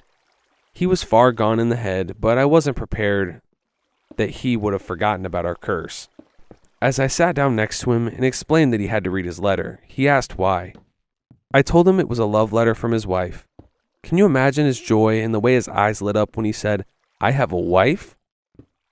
He opened the letter, read it, looked at me with seething anger, and asked why I would do this to him. I couldn't help but cry. He told me to leave, and he said he never wanted to see me again. My own dad. I know I was trying to save him from an unimaginable death, but I couldn't help but to feel ashamed for putting him through that. That's when I swore to never have kids. I wasn't going to put my own kids through something like that. So eventually, I got the key from my dad's belongings. He had left it to me in his will. Now that I'm going to die, I have to give it to my brother. He already has kids. He's had a good life. He'll be inheriting the key to our family's secrets, but not after I've uncovered them first. The chest is currently sitting at my grandpa's house, which my dad inherited. Now it's empty. Right now, I'm sitting in the kitchen I used to run around in when I was a little kid, whenever me and my siblings visited our grandparents. I swear, I only ever saw my grandpa happy when he was looking through his mail. I managed to pull down the chest from the attic. It took me long enough. It's heavy as shit. I opened it up to find at least 100 letters. There's so many generations of my family inside a single box. It will be impossible to find the oldest one, if there even is, and there's no dates on these. Even stranger, they all looked the same. None of them looked older than the other. Some of them were covered with dark spots, looking elegantly placed so as to not cover up its respective name. But other than that, they all looked brand new. No discoloring of the paper, all sporting a beautiful paper white. It took some digging, but so far I'm pretty sure I found my grandma's, my mom's siblings, my grandpa's brothers, and my dad's. I've already read them all. I know I shouldn't have read them, but I had to know. I'm reading mine. I'm sure I'll find the answer I've been looking for there, but I'm not sure I want to know anymore. I'll transcribe the letters here in the order I read them. Read at your own risk. My grandma's letter. Janine. Nothing but a righteous woman. You have lived your life to the fullest of your capabilities. I have watched you for long. So pure of heart. Stop while you still can. You deserve nothing short of a warm embrace. You will go to sleep tonight, and you won't wake up. You will live on in your next life, and you will be happy. I'll make sure you're happy, my child. My grandpa's letter. Dave, you're a strong man. You would do anything to keep your family safe. Such a shame about the tragedy that befell your daughter. I never wish for my children to leave their life in such a painful matter. I won't forgive you. I will punish you. But you did what you could. She got what she deserved. You will meet your wife and your son soon, but I'll keep your daughter. She belongs to me. My mom's brother's letter. Jake, such a beautiful boy. You had your whole life ahead of you.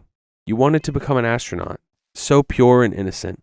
Unlike your sister, she will read this because she is selfish, because she thinks she deserves more. You will go to sleep, and you will have a beautiful dream that goes on forever. Your sister will walk out into the forest. She will die a slow and painful death for what she's done. I must punish my children. She deserves it. My mom's sister's letter. Stephanie. There are those whose teeth are swords, whose fangs are knives, to devour the poor from off the earth, the needy from mankind. My child, you have become vile, your soul tainted. Your eyes prey on weakness now, but you are young and ignorant. You deserve everything that's coming for you. I've set you on the righteous path, but rest assured, you will not be safe, for I won't be the one collecting you. My grandpa's brother's letter. John, you've been a good man your whole life. Why waste it on such an unimportant cause? What made you think you were entitled to something more than others? You're going to read this because you wanted to, because you thought you had to know. He will suffer because of it.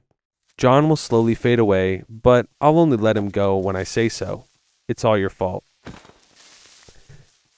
Finally, my dad's letter. Michael, I am so sorry for you, my child. He lies to you. He will not keep them safe. He will open it up. He will taint your family with his hands. He lies because he thinks you are gone. He lies because he thinks you deserve more. You don't. None of you do. You are all my children, but you all belong to me. I will take care of you, but I will not take care of him. I will cause him pain. I will keep him alive forever. It's time. Go ahead. Open your letter, Chris. My letter. Chris, I'm so sorry, my child, but the man standing behind you will take you away now. Goodbye. In this one, every new rule somehow raises the stakes even higher, but the ending completely flips everything you thought you understood.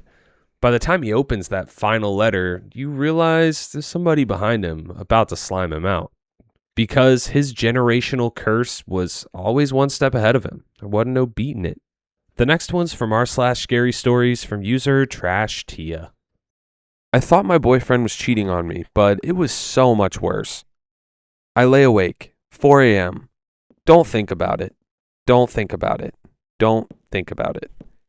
Birds were singing. I pressed my pillow over my face. Morning, I mumbled into lavender-scented sheets.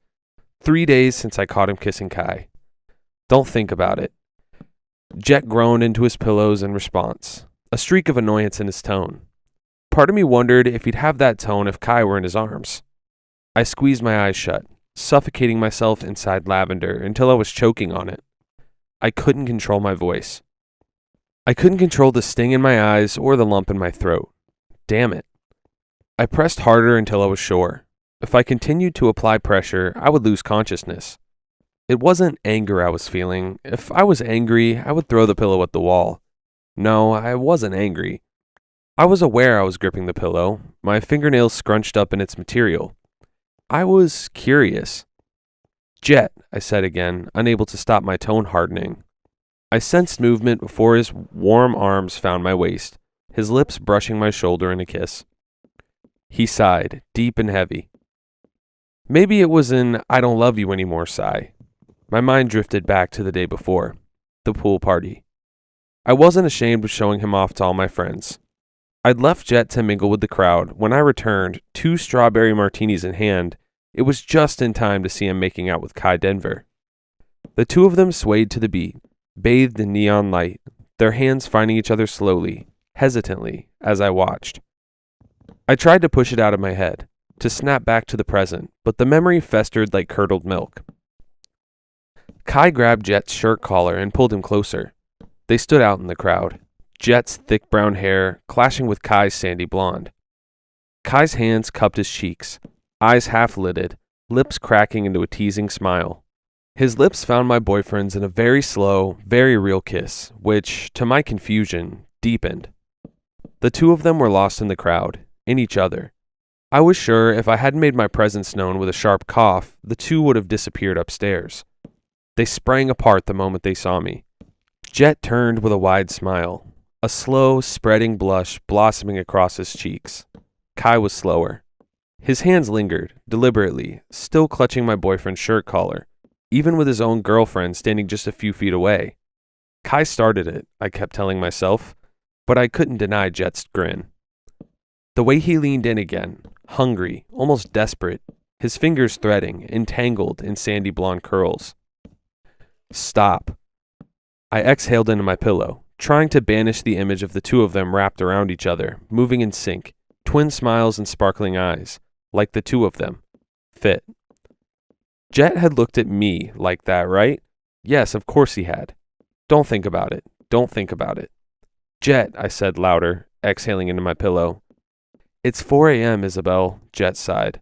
His body moved against mine, but it felt heavy, wrong. His legs tangled around me, clammy with sweat. Maybe he was thinking about Kai. Maybe he'd gotten too excited. The pool is the perfect temperature. Do you want to stay in bed? I felt his breath tickle my neck as he rolled onto his side. I could sense the teasing smile curving on his lips. Or, you want to go for a dip? There's nothing worse than the feeling of doubt in the ones you love. The ones you give yourself to, in sickness and in health, till death do us part, always and forever. I had already rehearsed my wedding speech, and I had yet to be proposed to, but I knew it was coming. We had been dating for almost 2 years. He was my best friend, my soulmate. We'd known each other since we were kids, so it was inevitable, right? High school sweethearts? We bought our own house at 23, a cute suburban home with a white picket fence, our very own American dream. But why? I smothered the bad thoughts, rolled over, and kissed him. And he kissed back, half asleep, eyes still shut but smiling, like he loved me, like he wasn't thinking about a boy. I noticed he was slow, his hands barely cradling my face. He kissed Kai with confidence, like he was used to him, like he knew his face, every crease in his jaw, lips that somehow knew every part of him. He kissed him with a smile I'd never seen before. I waited for him to cup my cheeks, to hold me like I mattered. Jet just let out a deep exhale and buried his head in the pillow. After a full minute of staring at the clock on the wall, drowning in what-ifs, I finally sat up. Let's go out. I slipped out of bed, my legs unsteady, like I was walking on air. I dressed quickly, dragged a comb through my hair, and grabbed my phone. 4:30. I could wait an hour. When Jet didn't respond, still wrapped in blankets, I dove into our closet and grabbed a dress. Get up, I said, tossing clothes onto the bed and ignoring his groan of protest. The more awake and alert I was, the darker my thoughts grew. He was smiling in his sleep. I thought it was because of me. When there was no movement from our bed, I pulled off my sock and threw it at him. In pure Jet fashion, he buried his head in his arms. "Did you just throw a sock at me?" he mumbled. I ignored him. "Come on, it's a beautiful day." I yanked open the curtains, flooding the room with light. The sky was a pre-dawn crystalline blue. The birds were singing their annoying songs, and my boyfriend was thinking about a boy. That is tough. When he didn't respond, again, I grew impatient, grabbing my jacket and flinging it on. "Jet, get up." He sprang up, diving out of bed. "Sorry." I handed him clean clothes, and he dressed quickly, throwing on a shirt and stumbling into his pants. Jet style was my style. I chose all his clothes, his shoes, even his hairstylist. It was summer, so for him, I went with a loose tee and cargo shorts. I couldn't resist running my fingers through his hair, stretching up onto my toes to peck him on the cheek. He stood over me at 6 foot something, effortlessly flawless. Jet's smile was sleepy but cautious. His eyes followed mine, tawny brown, just the way I liked them. But it wasn't the way he looked at Kai. There was no real warmth, no spark. Instead of wrapping around me, his arms stayed at his sides. He slowly inclined his head, reminding me of when we were kids, and he would use the puppy dog eyes to swindle candy from me. Little sidebar here, I'm not exactly sure how they're going to make this story scary. I honestly have no clue at this point, but I feel like this is going to be one of those ones that kind of sneaks up on us. Anyways, let's continue. Where are we going? I handed him his shoes and he took them, uncertainly. Just out. Jet followed me all the way downstairs and straight out the door into the already sweltering heat. I was glad I was wearing a dress. He slid into my car and immediately switched on the radio. "Isabel, it's 4 a.m. I shrugged, starting up the car. "It's a nice day." The car ride was undeniably tense. Jet stared out the window, watching early morning traffic blur past, his dark brown hair set alight by orange streaks of sunrise bleeding through the glass. He was traditionally handsome. Sculpted jawline, perfect eyes, cheekbones to die for. I was lucky to have scored someone like Jet. Somehow, I knew he was thinking about Kai, about their kiss, about how to break it to me gently. "I love someone else, Isabel." His big brown eyes were screaming. Which could only mean one thing. I was sweating. My thighs clung to the leather seats. My breath was stuck in my throat. Damn.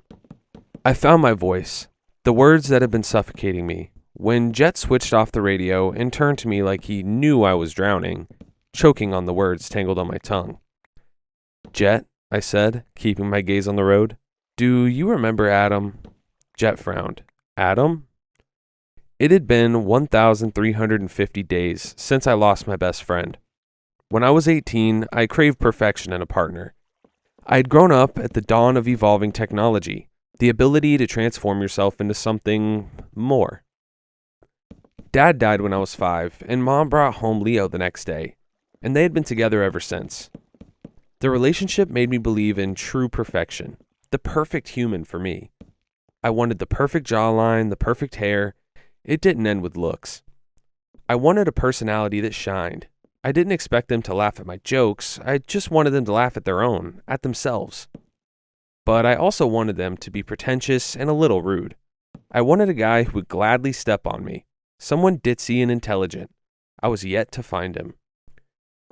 Don't even get me started on my high school standards. I came to realize my perfect boy was in fact my best friend. Adam, the boy next door, the boy who didn't know I existed, romantically at least. I had known Adam since we were little kids, pulling faces at each other through our windows. The problem was, our parents hated each other. Adam's mom made the mistake of asking if Leo was Mom's real boyfriend, so I was given strict orders to stay away. But he kept appearing at his window. At first I was shy, hiding behind my curtains while Adam played peekaboo with his. I liked the twinkle in his eye, the way he giggled when I told him to go away. I would draw my curtains and peek through, which made him laugh. As we grew up, I found myself edging closer to my bedroom window, finding comfort in his presence. At school, we were strangers. Adam hung out with the gross boys who blew boogers out of their nose. One night after dinner, I scribbled, "Do you want to play?" on my notepad, and he surprised me with a grin. Yes. We started swapping notes and talking for hours each night after school. I started opening my window, leaning out to chat with him. One evening, he introduced me to his entire stuffed animal collection, so of course, I had to introduce him to mine. Before long, Adam grew brave. He showed up at our front door, a mess of brown curls, freckles, and scarlet cheeks. When Mom tried to shoo him away, he held up a crumpled scrap of paper, a capitalized plea in red crayon. "Please, please, please, can I play with Izzy?" When Mom didn't respond, he quickly added, "You look very pretty, Miss Kane." Mom sighed and rolled her eyes, but she was fighting a smirk. "I'm flattered, Adam." Adam's eyes lit up. He grinned, jumping up and down. "So, Izzy can play?" "Do what you want," she grumbled, turning away from us. "And tell your mother to learn some manners, young man." When Mom slammed the door on us, Adam turned to me giggling. His smile was contagious. We grew up together, and my stomach started to flutter whenever he smiled. Puberty slammed into me. I got my first period, and boys suddenly didn't seem that gross anymore. I started to feel breathless and maybe a little nauseous when we lay on the grass watching clouds. We were 14 when Adam had a growth spurt. His freckles became more prominent, which I hated, but he was also getting love letters from girls in our class. I had sweaty palms and flushed cheeks, and I couldn't understand why talking to Adam had become so much harder. I got tongue-tied and tripped over my words, my face burning. I had a crush. A gut-churning, butterfly-inducing, world-ending crush on the boy next door. That realization hit when we were 16, after I had already been on my fair share of dates. But none of them were with Adam, who was just that perfection I craved. I didn't want a boy like him. I wanted him. One night, I was watching Adam change through my window. I didn't even realize I was peeking. It was a mistake. That's what I told myself, at least. I totally didn't mean to see him. When he looked directly at me, I ducked. Busted. I tried to play it cool, jumping to my feet and saying, "Oh, I dropped my hairbrush." He was already grinning, mouthing, "Nice try." I pretended not to see another shadow behind him, who moved closer, wrapping their arms around his neck, making him laugh. The two of them tumbled onto his bed. Adam dived to his feet and drew the curtains before I could see anything. I left it to my imagination, aware of prickling heat rising in my cheeks. I pulled my own curtain shut, my heart pounding, my stomach twisting. The boy next door was taken. On his 20th birthday, he had a party, but nobody came. While half of our year was celebrating graduation, others were numb with terror. Instead, the two of us ate cake and drank beers and watched clouds like we were kids again. Like we could hold on to our youth in one perfect afternoon. I sat on the edge of his pool, dangling my feet in the crystal water, lapping over my toes. I'd received my letter the day before. I let it sit in my bedroom for 2 hours while I paced up and down the stairs, then heaved up my breakfast. Eventually, when I couldn't take it anymore, when my skin was crawling, I tore it open, read a single word, and broke into Mom's wine cabinet, polishing off 3 bottles. I didn't hold the same hope for the boy next door. Adam lounged on a pool float, head bowed, a beer pressed to his lips, that exact same envelope crumpled in his trembling hands. He was already drunk, slightly off kilter. I pretended not to see the self-inflicted scar cutting through his eye. The last thing Adam wanted was to be perfect. "What do you think it says, Izzy?" He turned, slurring a little. I didn't look up from the surface of the pool, watching the last streaks of sunlight dance across the glittering blue as the sky faded into diffused twilight. The boy next door was taken, and my chest ached. It was getting harder to breathe around him, like my lungs were starved of oxygen. If this was what falling in love was, I didn't want it.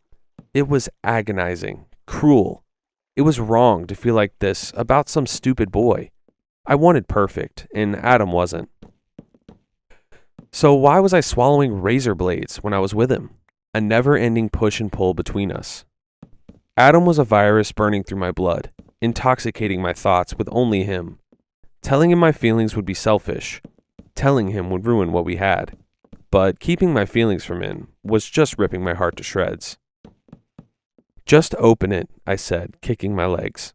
He did, tearing into it. I ducked my head, squeezing my eyes shut. Adam didn't speak for a long time. It was long enough for me to risk glancing under my lashes. Something in my gut flipped. He was trying so hard to hide it, but I could see the way his jaw clenched, the glassiness in his eyes. Crying, but not just crying. I saw the lump in his throat, the curl of his lip, that he was trying to be angry.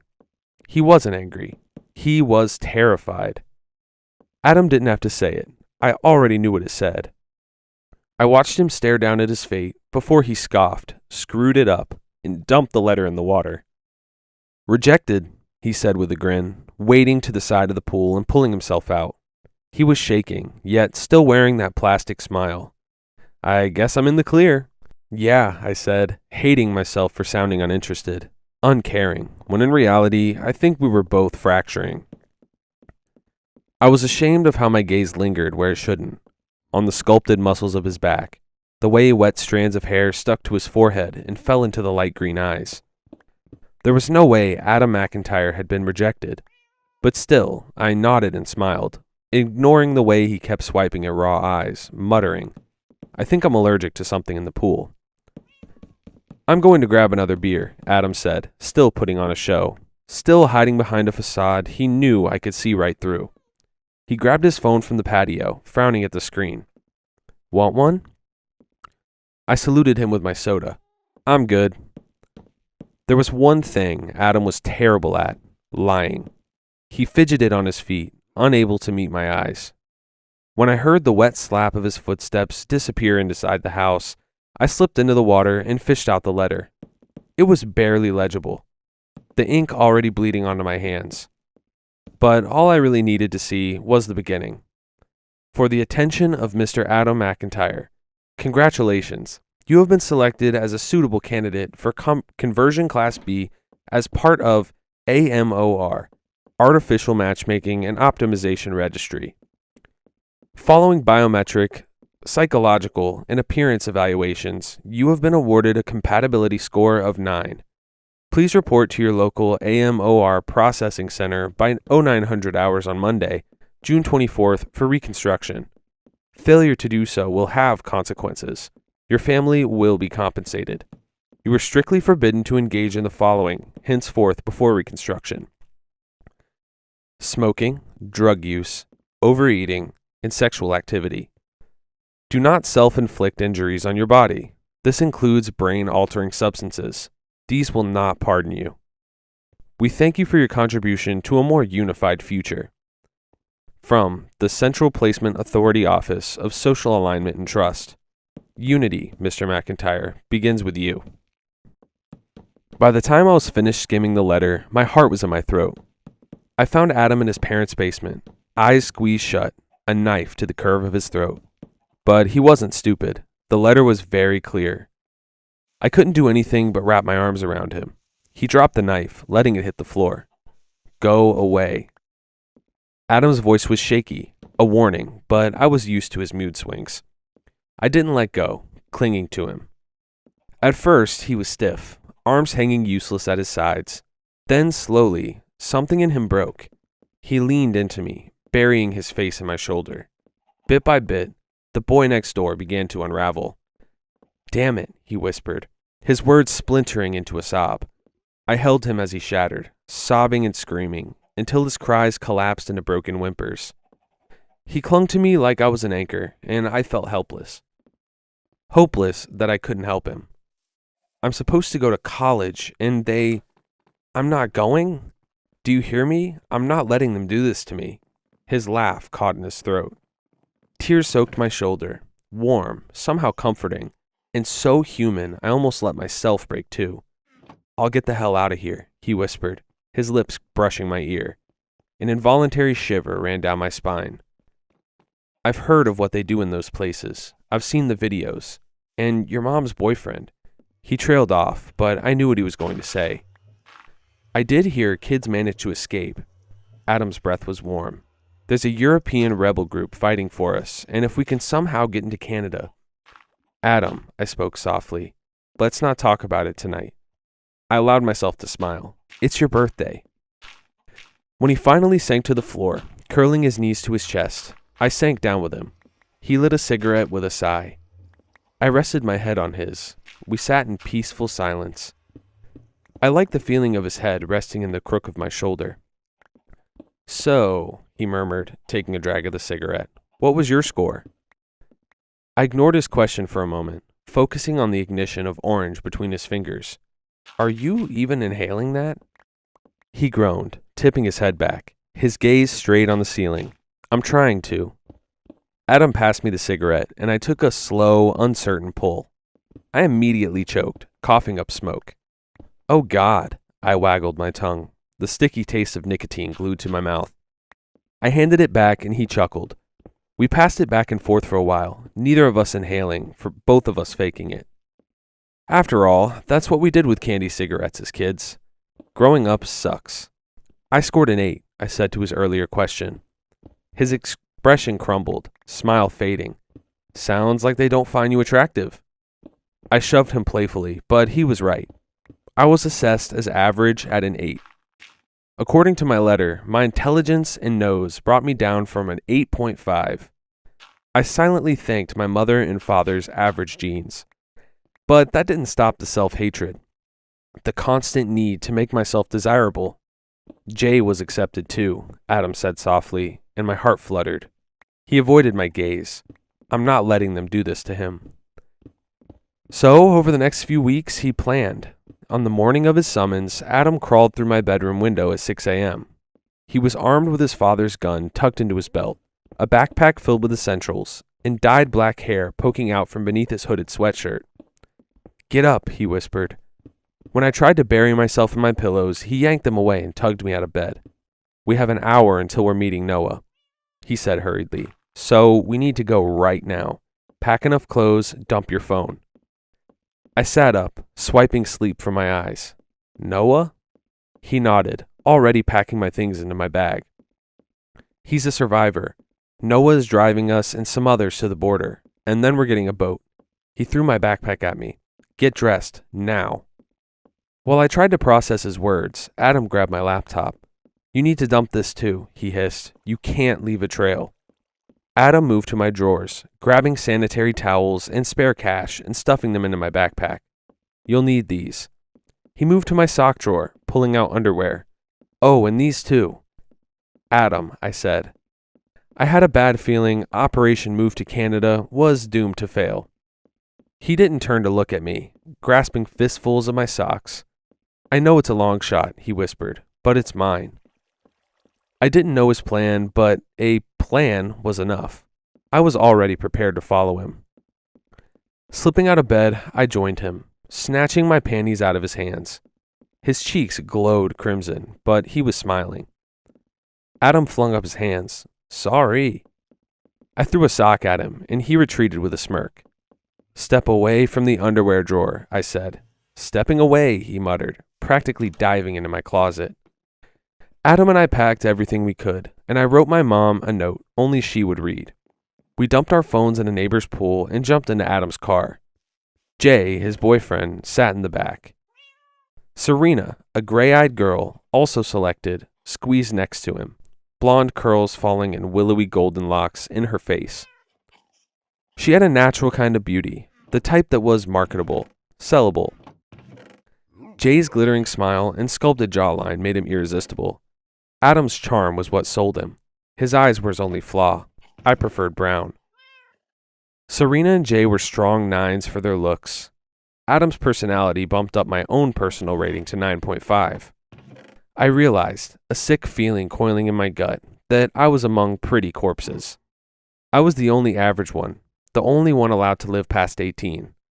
I had known about AMOR since I was a kid. Back then, it was a Korea-owned technology company, Morphosis, that was bought by Apple. I remembered the commercials, constant interruptions about every 5 minutes, promising perfection through skincare products and eventually body modification. Instead of being raised on shows like Bluey, I was repeatedly told that perfection was the only way forward. I remembered the colors invading my screen, pastel pink and light blue. Girls and boys sculpted like mannequins, dressed in traditional black and white, while an AI voice over-repeated the same thing.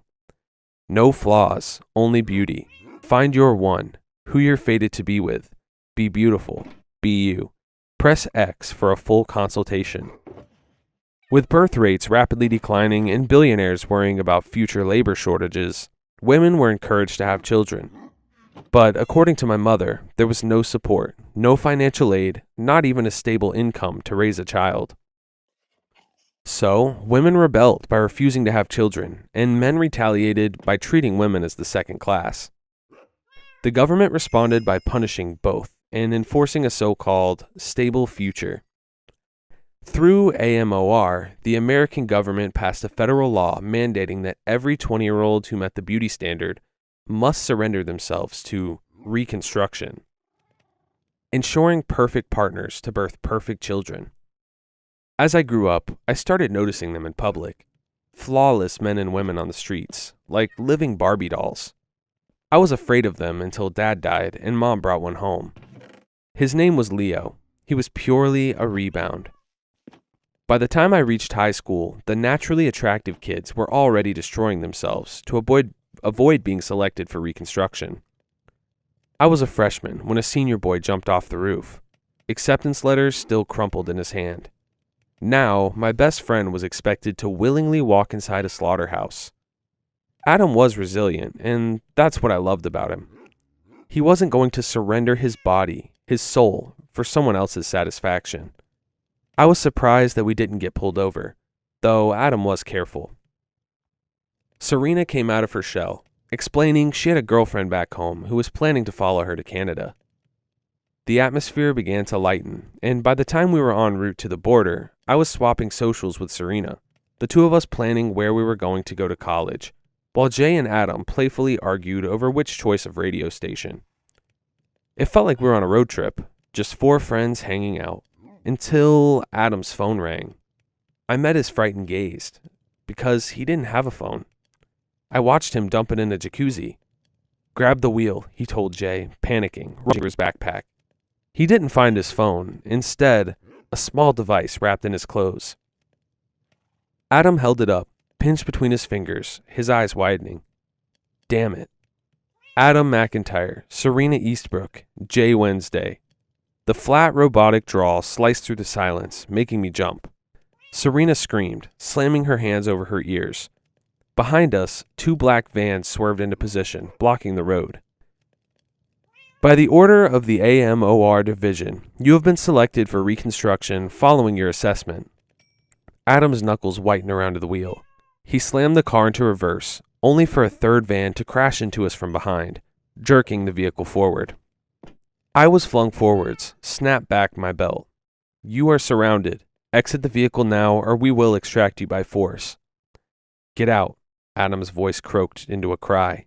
He was shaking, grabbing his pack, then his gun from the glove compartment, stuffing it in his jeans. Get out now. He pointed toward a clearing that led into the trees. Over there, he said, if we lose them and continue through the trees, we can find another car and keep going north. Adam pulled a crumpled map from his pocket. We're meeting Noah here. When none of us moved, he twisted to face us, his eyes wild. Go now! Serena and Jay were the first to run, sneaking out of the back. Ahead of us, armed soldiers were inspecting cars. I crawled out of the passenger seat as Adam cracked open the driver's side. I dropped into a crouch, following his figure as he darted down the road, rolled under a stalling car, and then burst into a sprint. I watched my best friend run for his life, and something snapped inside me, freezing me in place. Twisted around, I saw more soldiers swarming from the black vehicle, scanning for Adam and the others. Izzy, Adam hissed, gesturing me over. Come on. I nodded and broke into a run, copying him. I dropped into a crawl, scooted under another car, and threw myself toward the clearing.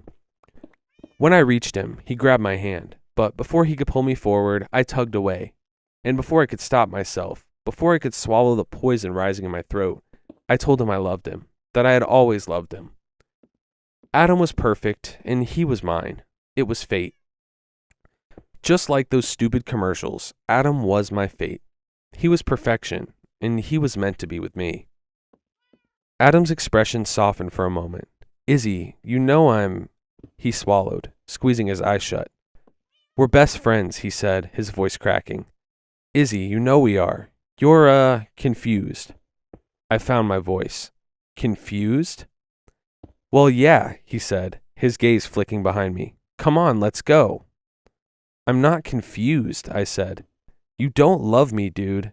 He surprised me with a laugh. Adam gently grabbed my shoulders, and I almost tipped into his embrace. His eyes found mine, forcing me to look at him, forcing me to truly take all of him in. Izzy, you love the idea of me. Something sour crept up my throat, and I found myself laughing. Sure. I didn't give him a chance to respond. I stepped back off again, off kilter, my head spinning, and the way his eyes suddenly widened, jaw clenching, he knew exactly what I was going to do. He pulled out his father's gun, which had no bullets. Adam had told me that himself. Still, he pointed the gun, finding the perfect trajectory between my eyes, his finger trembling. I held my breath and screamed, He's over here! I watched his eyes hollow, filling with pain. He staggered back just as gunshots sounded. Izzy, what the hell are you? He's over here, I repeated, stepping back, my legs threatening to collapse beneath me. He's here! I screamed it until my throat was raw, until I was on my knees and he was tackled to the ground, forced onto his stomach, his cries muffled, hands pinned behind him. When he screamed, a boot slammed down on his neck, shoving his face into the dirt. I saw his eyes. I saw his lips twist into a snarl. You didn't, he kept whispering, choking on laughter that burst into sobs as he was violently dragged to his feet. His eyes didn't even find me. They were too afraid to. You didn't. Adam said it again and again, his voice splitting through my skull. Tell me you didn't, Izzy. Tell me you didn't. I replayed Adam's words in my head as they dragged him away and shoved him into the back of a black van which would take him to his death. When the door slammed, I staggered back, regaining my breath, regaining my thoughts. What did I just do? While part of me forced my body forward to try and save him, the rest of me was paralyzed. Serena and Jay were captured with him. Serena screamed at me, her wails echoing in my skull like ocean waves, fading in and out. But I barely registered her. I could still hear Adam. Tell me you didn't love me. I could still hear his screams, pleading with me, like he was trying to convince himself. Izzy, you didn't love me, right? You didn't love me. His words followed me all the way home, where my mother was still waiting. I waited 2 full weeks until I was sure enough time had passed. I drove to the AMOR center, and walking inside, I felt sick to my stomach. I found myself entranced by hundreds, maybe thousands, of desirable partners displayed on giant human-sized TVs. I stumbled through the women's section first.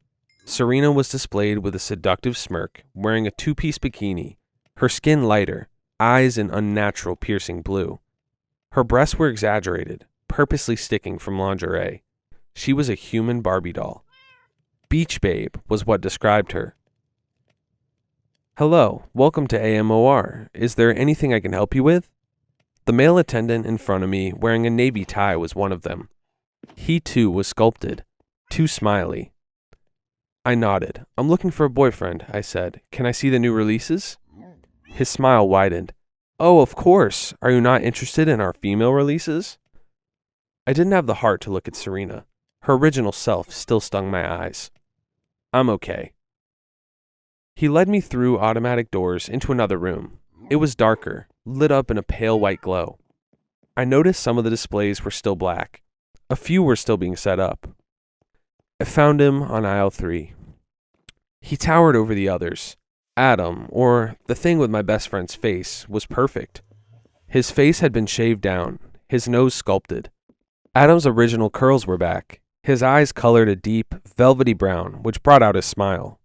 Enemy to a lover was Adam's selling hook.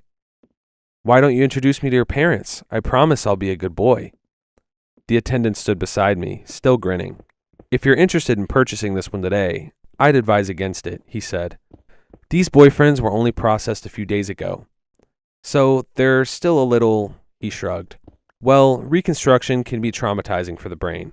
I suggest waiting a week for the product to adjust. I'll take him, I said, my eyes glued to my best friend's vacant, soulless stare. His wide, glittering grin. The attendant didn't argue.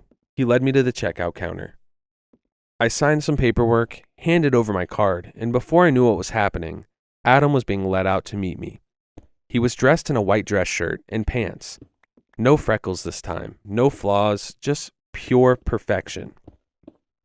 I took his hand, and he reacted immediately, the way Adam never had.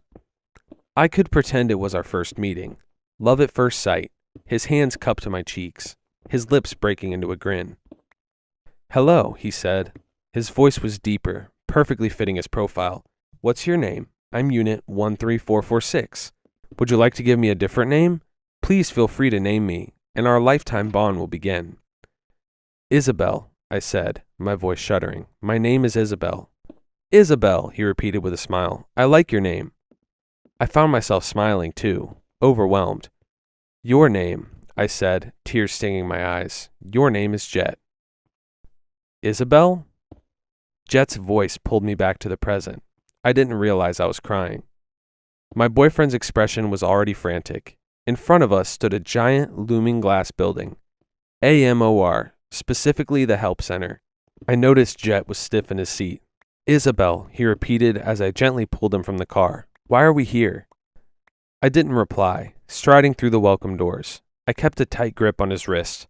At the front desk, a nurse greeted me, her eyes flicking to Jet. I saw the way she looked at him, eyes widening, cheeks blooming red. "This is my boyfriend Jet," I said, snapping her out of it. "I think he's cheating." The nurse nodded, quickly slipping back into a professional. "That sounds like a fault," she said, typing something into her laptop. "Can you tell me his registration number?" Jet's eyes widened. "Isabel, I don't understand." "Shut up, Jet," I said, and he complied, closing his mouth. I focused on the nurse. "Unit 13446. She pointed to a room ahead.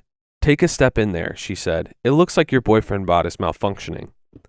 The doctor was my mom's age, with large eyes and bottle cap glasses. He led Jet to a bed and gently sat him down. I took the seat opposite, watching the doctor take his blood first, then check his heartbeat. He gave a pleased nod. "His vitals seem to be fine," he said. "I'll take a look at the brain." The words bubbled in my mouth, poisonous and painful, but they were mine. "Can you make him forget about a certain person?" I asked as the nurse hooked him up to a machine. I thought back to Kai, the way he made my boyfriend smile for real, not a plastic smile, not a programmed smile. He smiled the way he did when we were kids. The way he smiled at Jay when they first met. Jet was limp, letting the doctor stick needles into his skin. He squirmed when the doctor's fingers found the back of his head. "I only want him to look at me," I whispered. "I want you to erase everyone else." "No," Jet surprised me with a cry, his eyes widening. "No, I—" "Stop talking," the doctor scolded, and Jet's mouth clamped shut. He drew back before pulling on gloves. "That is not supposed to happen," he hummed. He retrieved a bone saw, dragging spinning blades across Jet's head. When the body was reconstructed, the skull was replaced with an artificial one to hold the brain and allow for modifications when necessary, the doctor explained. His hands were slick with scarlet, red pooling down his arm. I noticed Jet was gritting his teeth, trembling, gripping the bed, but he wasn't supposed to feel it. The doctor noticed too. He studied my boyfriend's expression and clapped his hands in front of Jet, but Jet didn't blink. "What is its name?" the doctor asked me. "Jet." He shook his head. "No, before reconstruction." I swallowed. "I don't know." I lied. He sighed, prodding Jet's right eye. This time he didn't flinch. "Boyfriend bots very rarely show emotion toward anyone but their owner," he said. "That is, of course, unless the former consciousness has taken over." He turned to me. The organic body may have remembered its past self, and possibly even a past loved one. "Kai is a boyfriend bot," I said. "He's my friend's." He nodded, slipped on a pair of gloves, and reached deep into Jet's skull. "I will do a simple reset," he said. With practiced precision, he extracted a tiny metal chip, snapped it clean in two, and replaced it with a fresh one. Jet's eyes flew open in protest, flashing bright, hypnotizing green. His mouth parted like he was about to scream. Then his eyes rolled back in his head and his mouth closed shut. "I've erased the unit's memories," the doctor said calmly, unhooking Jet from the machine. When my boyfriend fell forward, his body limp and wrong, the doctor caught him, helping him into a sitting position. "However, I recommend requesting a full reinstall. I've fixed the problem for now, but if the organic consciousness remembers itself, there's nothing I can do but recommend a reset." The doctor helped Jet to his feet. "Did you buy him fresh?" I nodded. "I bought him brand new." "Ah," the doctor's eyes darkened. "It's a common problem. If units aren't given the time to adjust to the reconstructed body, sometimes the organic brain can remember who it was and can reawaken." His smile was too big. "But don't worry, just bring him here for a reset." I felt like I was floating. I lifted Jet to his shaky feet and led him out of the hospital. He stumbled twice, managing to walk on his own, though his legs were shaky. In the car, I caught his hand twitching, his eyes flickering. Slow drips of red pooled from his nose. "Jet," I asked shakily, "who are you in love with?"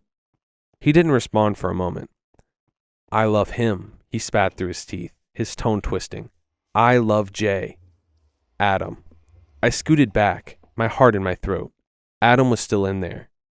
For a second, we both sat still, silent. There were only his strained breaths. Then he slowly raised his fist and slammed it into his temple. I screamed, and he did it again.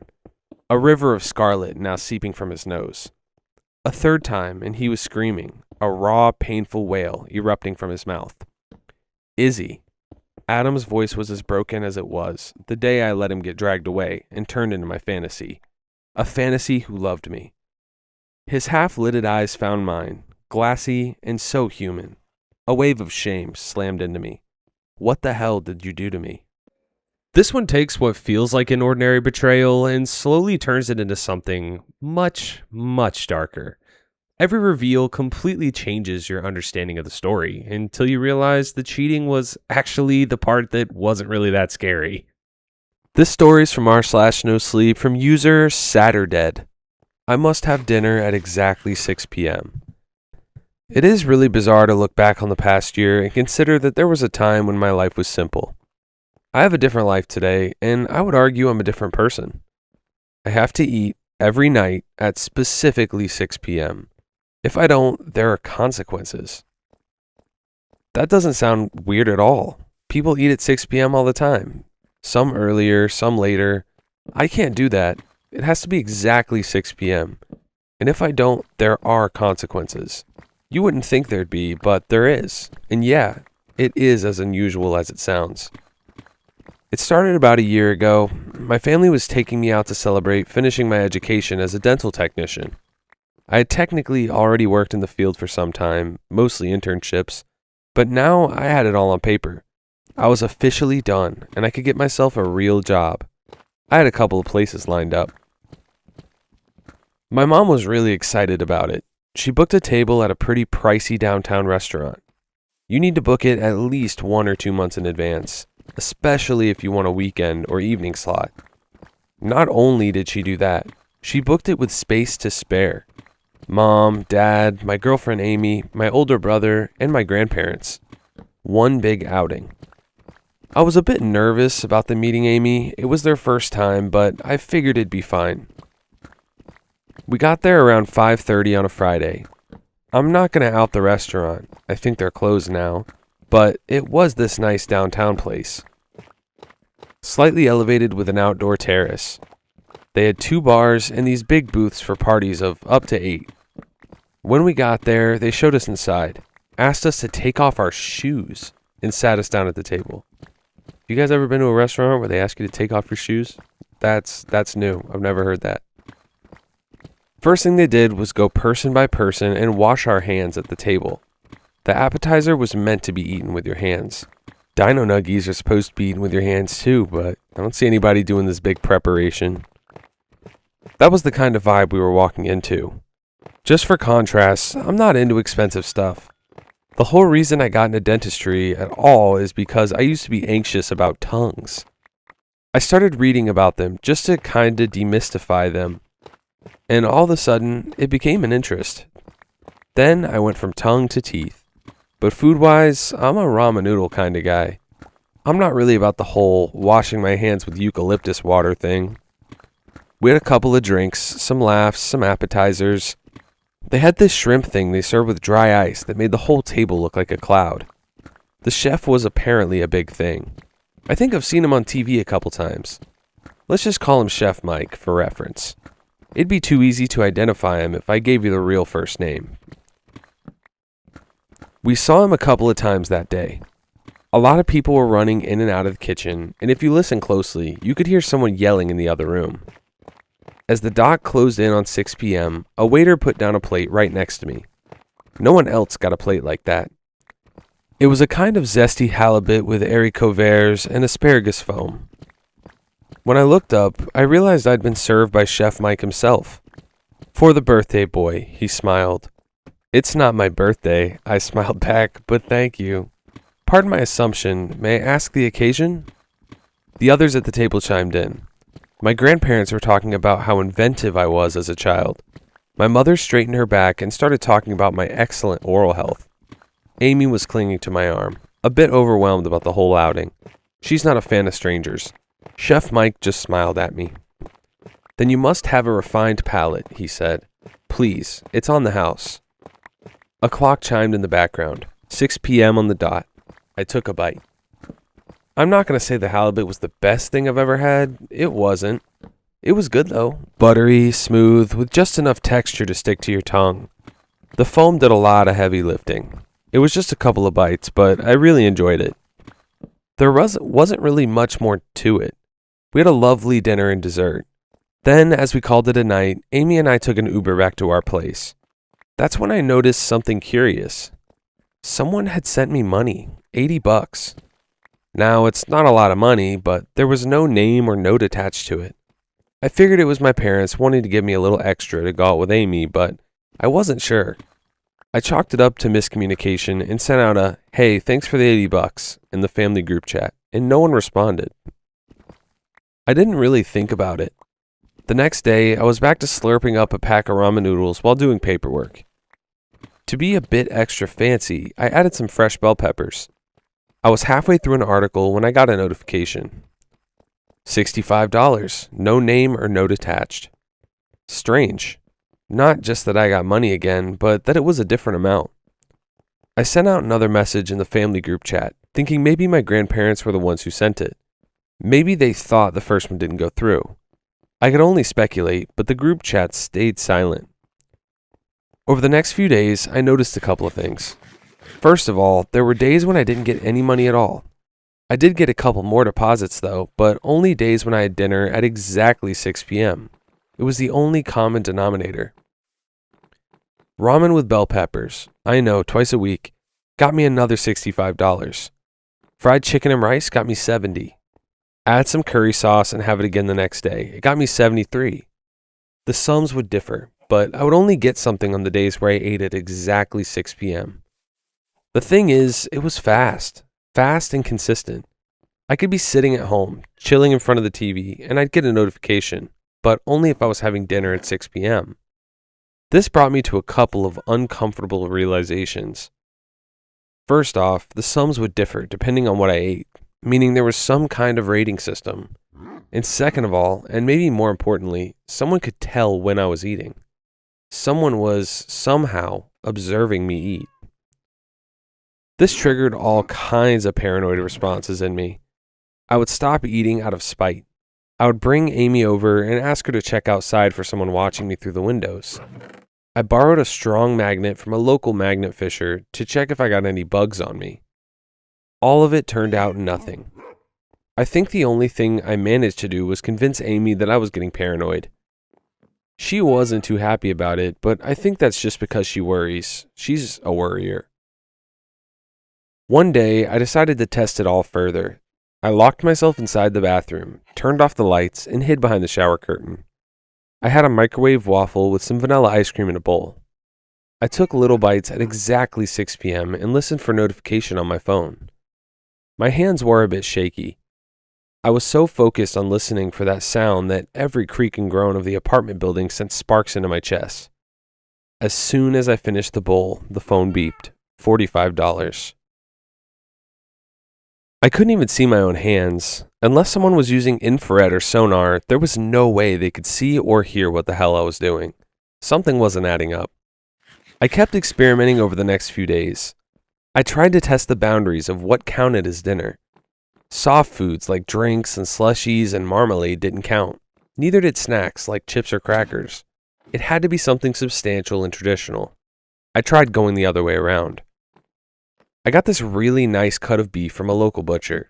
I asked Amy to help prepare it, seeing as she's a bit more of a cook than I am. She put some real love into that thing, using a sort of truffle glaze and serving it with roasted potatoes. I asked her to share it with me, but she insisted I had it on my own. She was sort of invested into this experiment too. She'd seen the deposits. I sat down at this little table. I had a heated cloth napkin, a glass of red wine, and ate by candlelight. Once I finished, I checked my phone. $1,200. This wasn't just a creepy experiment anymore. This was real money. Rent money. Amy freaked out when I showed her, dancing around the kitchen like she'd won the lottery. Tomorrow, I'll make homemade ciabatta and chili, she said. If this is what one steak gets us, what'll a 3-course meal do? But where's it coming from? I asked. Why are we getting it? Why don't you just ask? If there's someone watching, then clearly they're listening. She had a point. Amy had some last-minute business to deal with the next day, so I ended up making some hot dogs and mashed potatoes. Nothing fancy, just the powdered stuff right out of the box.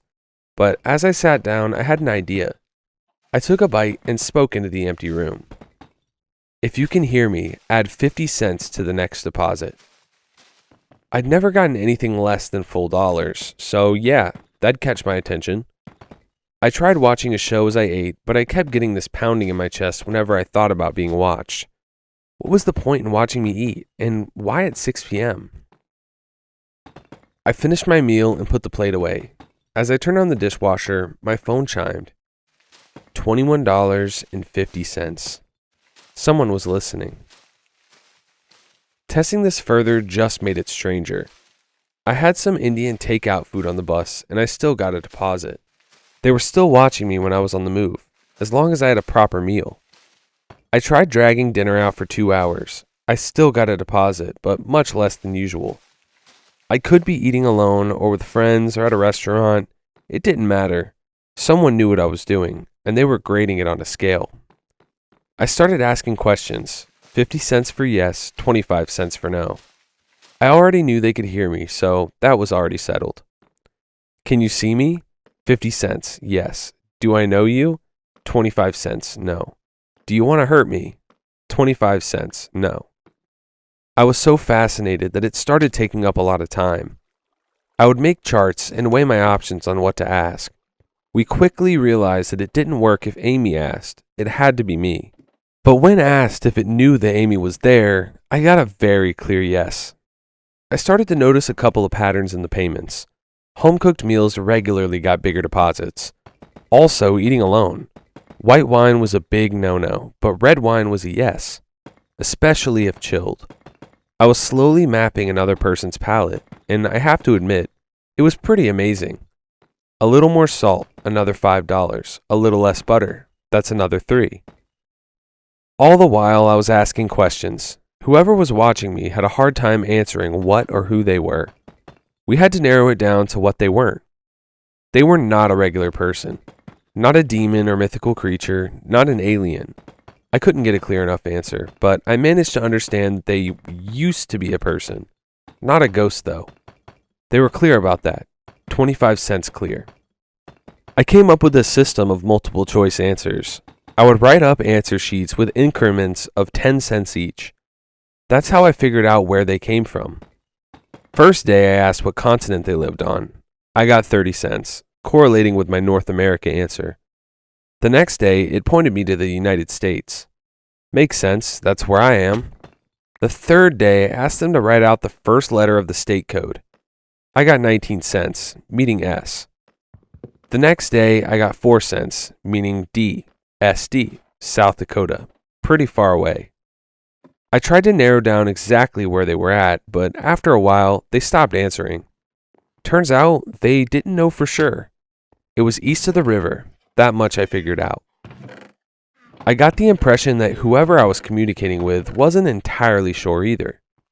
Some days, the question I asked took longer to respond to, and there'd be a delay before I got the deposit. All the while, I was raking in some pretty good money. I was averaging $150 a day, just from sticking to this dinner schedule. Amy didn't ask too many questions. We could really use the money if we wanted to get a bigger place. But I had to start asking some uncomfortable questions. I couldn't get over what kind of deal I was actually making. Why would someone go to such lengths just to have me follow a strict schedule? And it was then, almost 2 months after that celebration dinner, that I got a visitor. It was a regular Tuesday. I had started my new job just a couple of weeks prior, so I was more tired than usual when I got home from work. All the tension of getting to know a new workplace just collapsed from my shoulders. Amy was working overtime, but she had prepared a recipe for me to make to ensure we got the most out of our daily mystery deposit. But that's when I got a knock on the door. Now, I get visitors every now and then. My parents, friends, Amy's friends, but this was someone I hadn't seen at my door before. Looking through the peephole, I realized I was looking at none other than our local celebrity chef, Chef Mike. I opened the door, scratching my head. "Hey," he said, dropping the TV persona. "Remember me?" "Yeah, sure," I said. "What are you doing here?" "Have you been getting the payments?" "You know about them?" "Yeah," he nodded. "I get them sometimes too. I just gotta cook the right thing." I invited him in and we got to chatting. Chef Mike told me all about the setup. About once a week, he got a deposit if he served that halibut dish to someone. They didn't have to order it. He would pay for it. It just had to be prepared in a certain way and offered at a certain time and date. As Chef Mike explained it, he wandered around my kitchen, making sure to not touch the counter. It was kind of filthy. Amy doesn't really do dishes, and I'm not much for scrubbing. Chef Mike gave me a long look. "I stopped getting payments after you came by. I think our benefactor has taken a liking to you." "Benefactor? Is that what it is?" "I honestly don't know," he shrugged, "but whatever it is, it kickstarted my career. I've made some serious money with this arrangement." "Just from cooking halibut?" "It's not just cooking halibut, it's cooking it to perfection. It's cooking it over a process that has taken me years to calibrate. No one else can do it. It's unique." He pointed a finger at me, and I sat down. Chef Mike had come by to cook me dinner. He wasn't getting payments for halibut anymore, so he figured the benefactor had taken a liking to me. He wanted to try cooking for me to see if it paid off.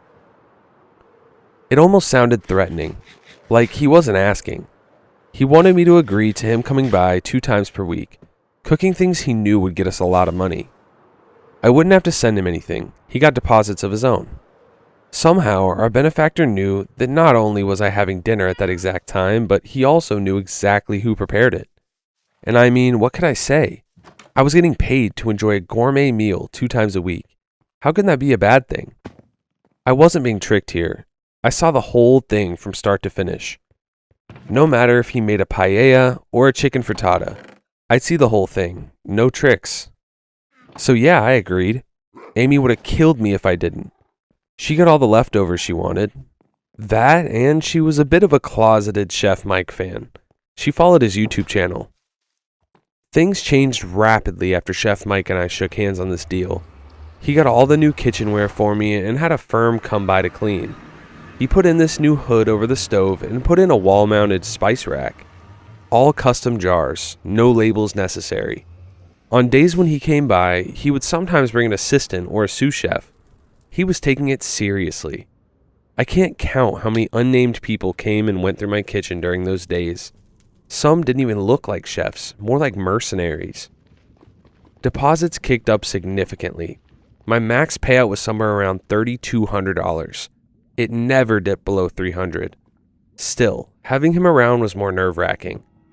He had an absolutely shit temper, and he would blow up at Amy all the time.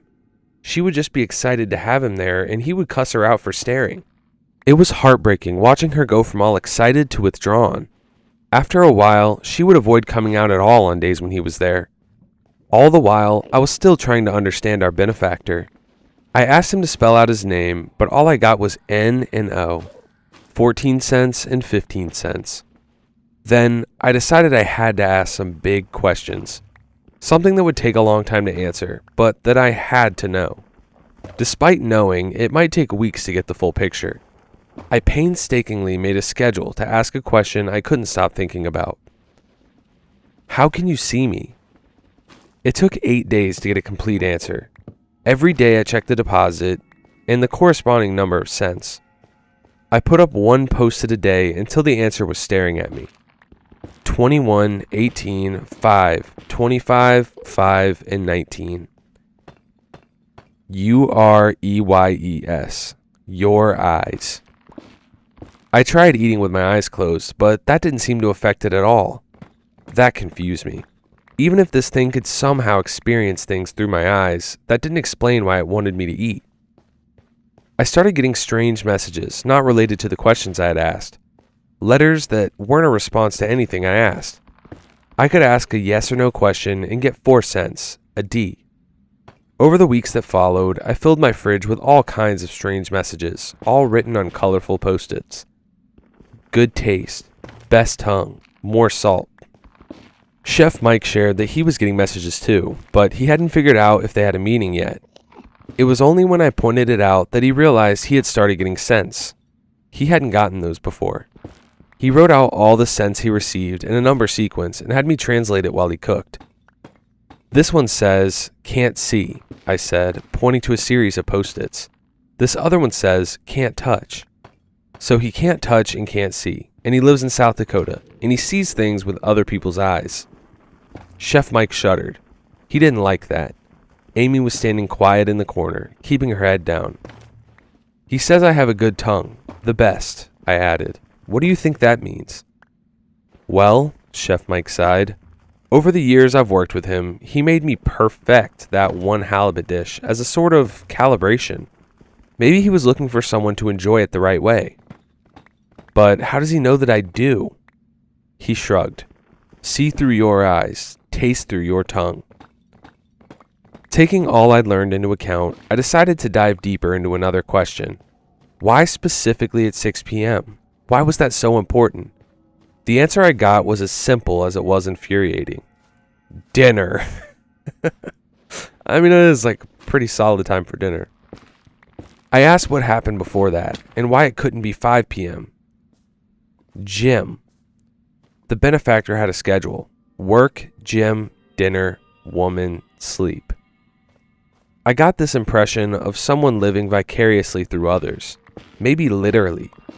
How else can you explain someone knowing I'm eating strawberries and cream in the dark and not just flushing them down the toilet? I shared my findings with Amy. All the post-its, the talks with Chef Mike, the experiments, the questions. I showed her my conclusions and suspicions, drawing it out on my iPad like I was mapping a conspiracy theory. Red lines from one circle to another, dates, answers. I had printed out pages of deposits and highlighted every cent. Just in case, I checked if the full dollar amount was anything too. It wasn't. And that rating, it was getting intricate. The benefactor had a very particular palate. It enjoyed beef the most. Well done, surprisingly.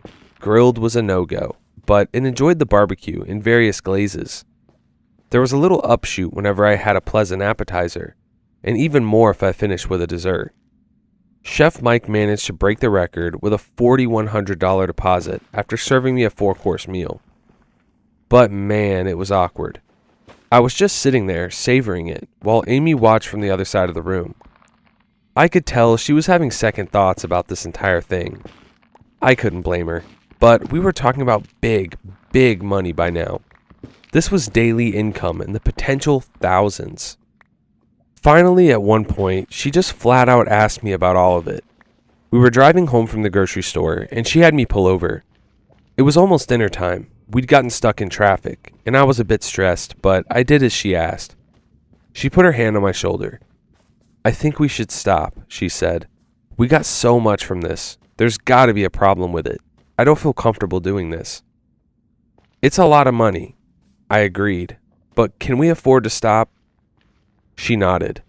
We got a lot, I know. and we can put that to good use, but when's enough? Didn't you want to be a dental technician? I am a dental technician, I insisted. You spend more time on your charts and recipes, she said. That's all of your time. It's income in the thousands, Amy, thousands. And what do they get from you that's worth that kind of money? I didn't have an answer. My tongue felt dry. The clock was almost 6 p.m. I leaned back and smacked my seat.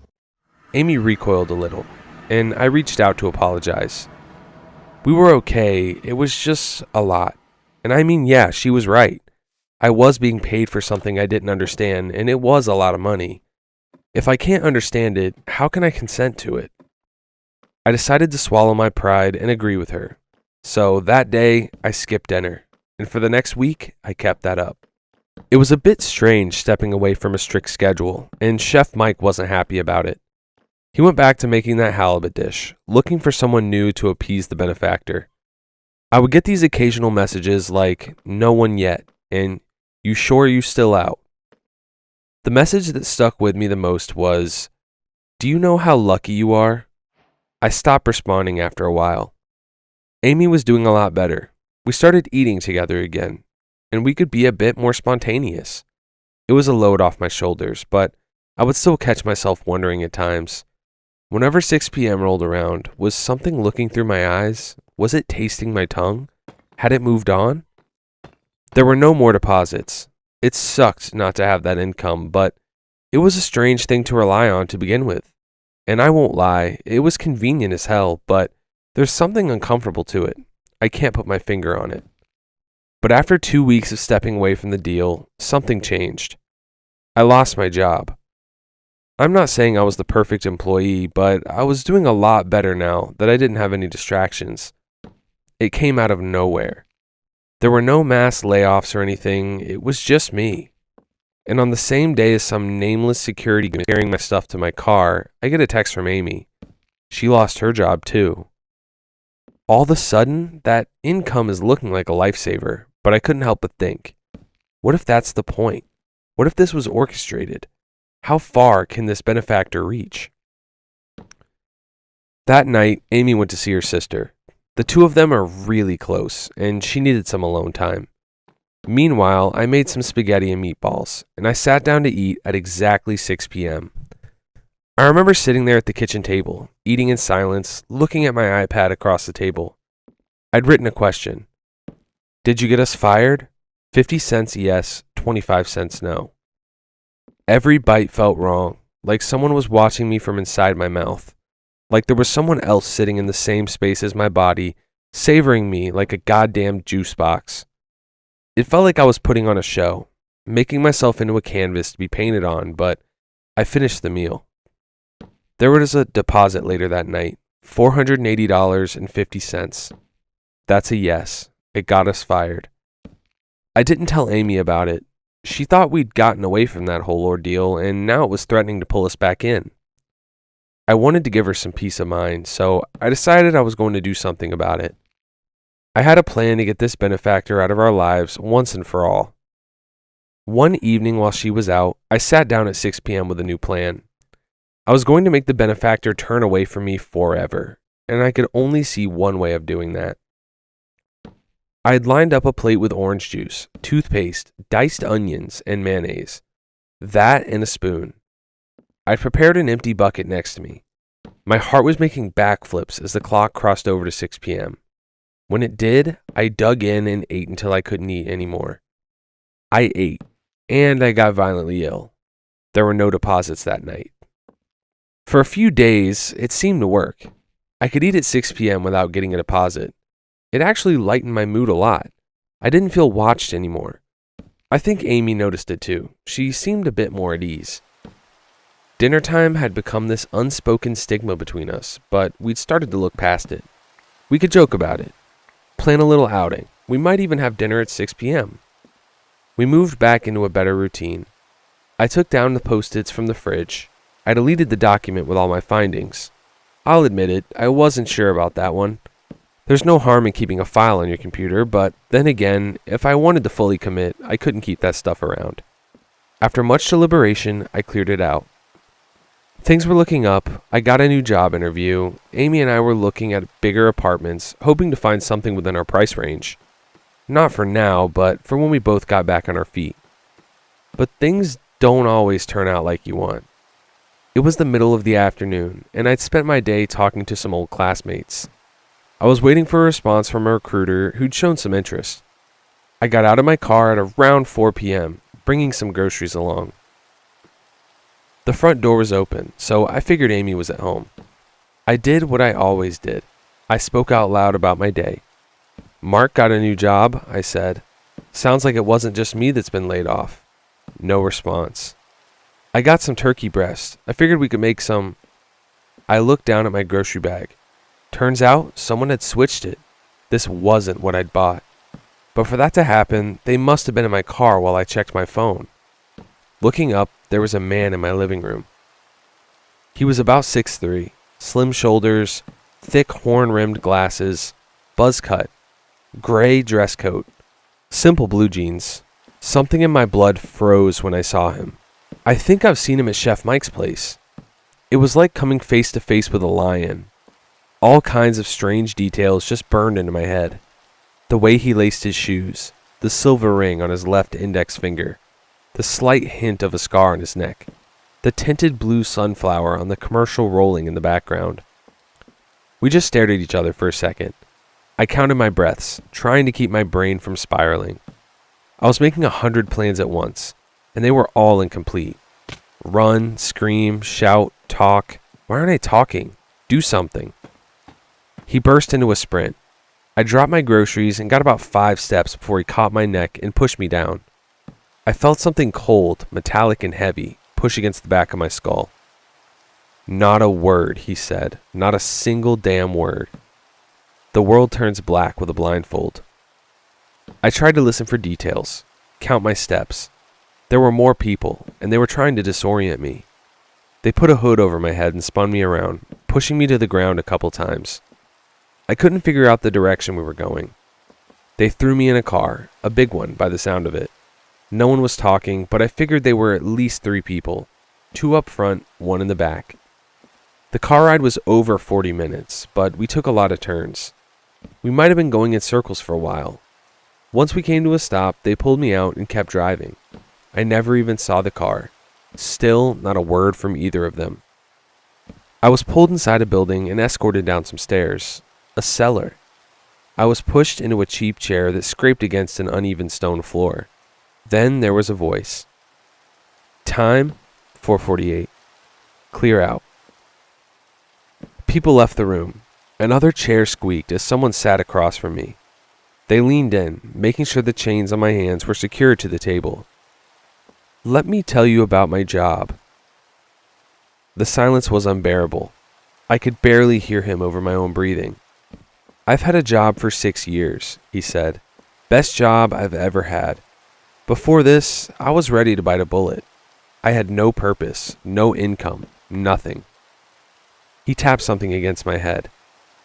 Then, one day, a man walks past me, and I look at him a little longer than I usually do. He looks weird. He has a feel to him, and all of a sudden, I get $20. Just like that. So you know what I did? He leans in. I look a little closer. I follow him a little longer. Another 20. And you know what I find? This guy is a freak. He does some things that grown men ain't supposed to do. Things that hurt people. Good people. He leans back. Something metallic lands on the table. So instead of turning my gun on myself, I turn it on him. And I shit you not, 10 minutes later, I'm looking at a 5-figure payout out of goddamn nowhere. He taps the heavy object with his fingertips, spins it a little. Now I got a job. A very serious job, and I've learned to listen very, very well, and I don't ask questions. We sat there for a full hour. He had a wall clock that made this needlessly loud ticking noise so I wouldn't forget the seconds. I tried to calm my nerves and settle my breathing, but he would do something to constantly keep me on edge. I lost track of time completely after a while, and he was more than patient. Someone knocked on a door upstairs, a heavy door, metal and reinforced. The man got up from his chair. "That's your cue," he said. "It's showtime." I instantly recognize the voice as the door creaks open. Amy. They drag her down in chains, kicking and screaming. She yells my name. Not that I can do anything. It's like reaching for a teddy bear. She's just screaming to get the fear out, and it aches in me not to be able to do anything. The man has a gun. Something small clinks onto the table in front of me when he pulls off the blindfold. I'm sitting in a dark basement. There are 8 men in the room, all armed with submachine guns. They've chained Amy to the wall. They got her purse tangled up, so they cut the strap off with a Bowie knife. They're all masked. Black masks.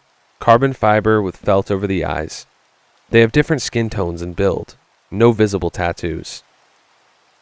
There are 6 plates in front of me. A bacon and water chestnut appetizer. Caesar salad with a mild cheese.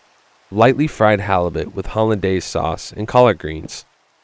Rice balls with spicy mayonnaise served with steak tenderloin. A turkey burger slider. And a small cup of chocolate lava cake for dessert. 3 perfectly placed glasses of red wine, water, and white wine. Amy is screaming herself to death. I can hear her voice breaking. I realize one of the men are behind me, and he's holding something. I can hear a leather strap just inches from the back of my head. He's pointing something at me. Once the clock turns to 6 p.m., one of the men nod at me. Bon appetit. I take my time with the dishes. I don't want to give them an excuse to shoot me in the back of my head. It all tastes like salt anyway. I must have bitten my tongue when they attacked me. The wine burns my tongue, and my eyes water. A little blood drizzles out of the corner of my lips. Amy is a mess. She's on her knees, repeating please over and over like a mantra. She is terrified of strangers, and the claustrophobia isn't helping. No one is budging. They're not even looking at her. I take bite after bite, knowing full well that I'm being looked at from the inside out. He can taste the salt on my tongue. He can feel the pieces sliding down my gullet. He can feel my nervous stomach rumbling as I force myself to chew. How can he want this?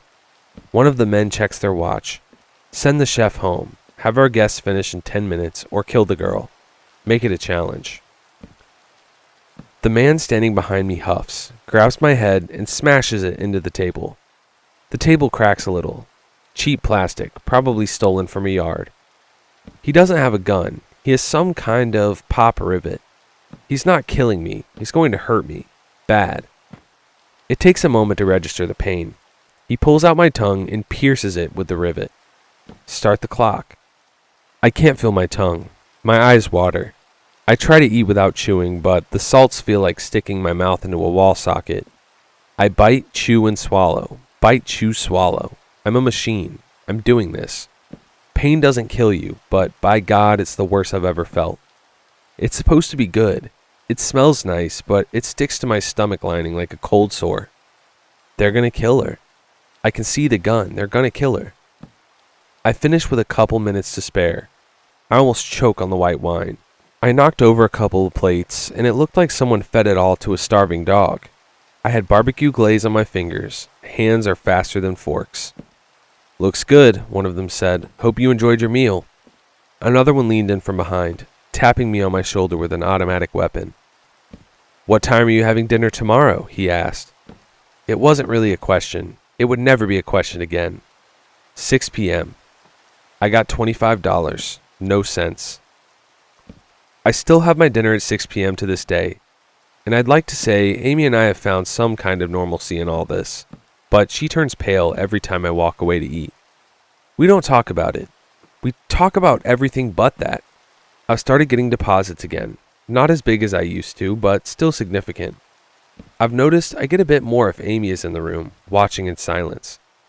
I've tried thinking about it in other ways, like I'm not a captive in my own body, but maybe an influencer to an audience of one, or a curator, a reviewer. Maybe there's some magical thing I can do that will grant me some kind of lenience. I don't know, but for now, I don't have any options. Every day, I step away from whatever I'm doing, and I have dinner. And I have it at exactly 6 p.m. This one fits the theme the best. It's quite literally the definition of a story that only gets worse. Every attempt to escape just pulls the narrator deeper into a routine that slowly steals every part of his soul. This next one's from r/no sleep from user Sophie the Toad. My neighbor used to peek at me over her fence when I was little. Her fence is 10 feet tall. I didn't realize my new customer used to be my neighbor until I pulled into her driveway. The street name had sounded vaguely familiar when I first read it. A few landmarks on the drive over had sparked something in me. Nothing solid though, just a prickling sense of recognition I couldn't place. It only clicked when I actually saw my old childhood home sitting right beside my customer's property. I know it's strange that it took me that long, that I hadn't recognized anything when I put the address into Google Maps, but my uncle moved me out of this quiet neighborhood when I was 6. I barely remembered anything about living on this street or in that house. My girlfriend Ellie said that it wasn't quite normal, told me gently that it was probably my brain blocking things out on purpose. I sat gripping the steering wheel long after I'd parked, staring at my childhood home. It backed onto a large woodland area, tall trees looming far above the roof. The bungalow itself looked abandoned, shattered windows, empty bottles scattered across dead yellow grass.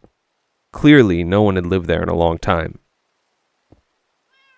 A heavy pressure settled in my chest. For a moment, I considered leaving, but I'd only started my lawn mowing business a few months ago. I needed the money. This woman was only my 3rd customer so far. She hadn't called like the others. She emailed instead. I'm interested in your service. Every Sunday work? I replied that Sundays were fine and asked for the address. She sent it, followed by another message. Door left open Sundays, money on table, help self to drink, and meal. It struck me as odd that she'd contacted someone who lived an hour away instead of a local business, but she'd promised a generous tip. Still sitting in the van, I tried to remember my old neighbor. Elderly, maybe. The emails felt that way, but when I searched my memory for her face, I came up blank. Just another thing lost to my strange childhood amnesia. Her lawn was wildly overgrown, knee-high grass, thick and uneven.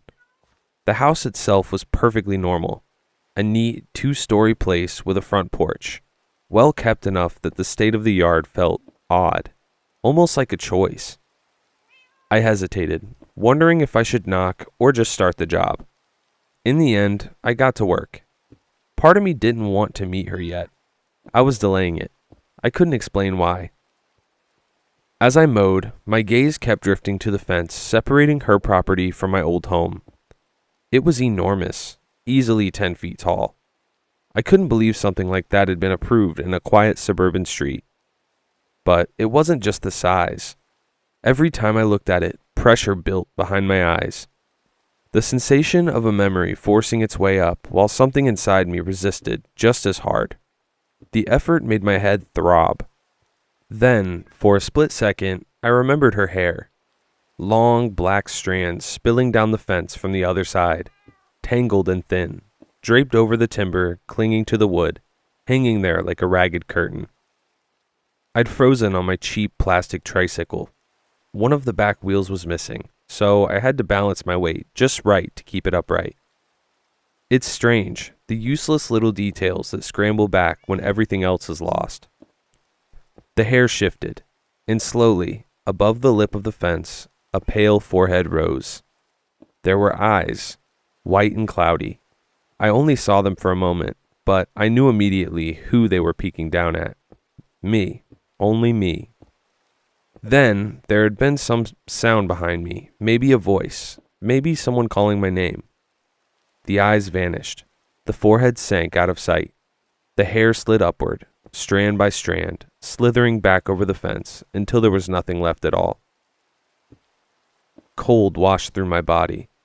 I tightened my grip on the mower handle and focused on the lines of grass ahead of me. I didn't look at the fence again.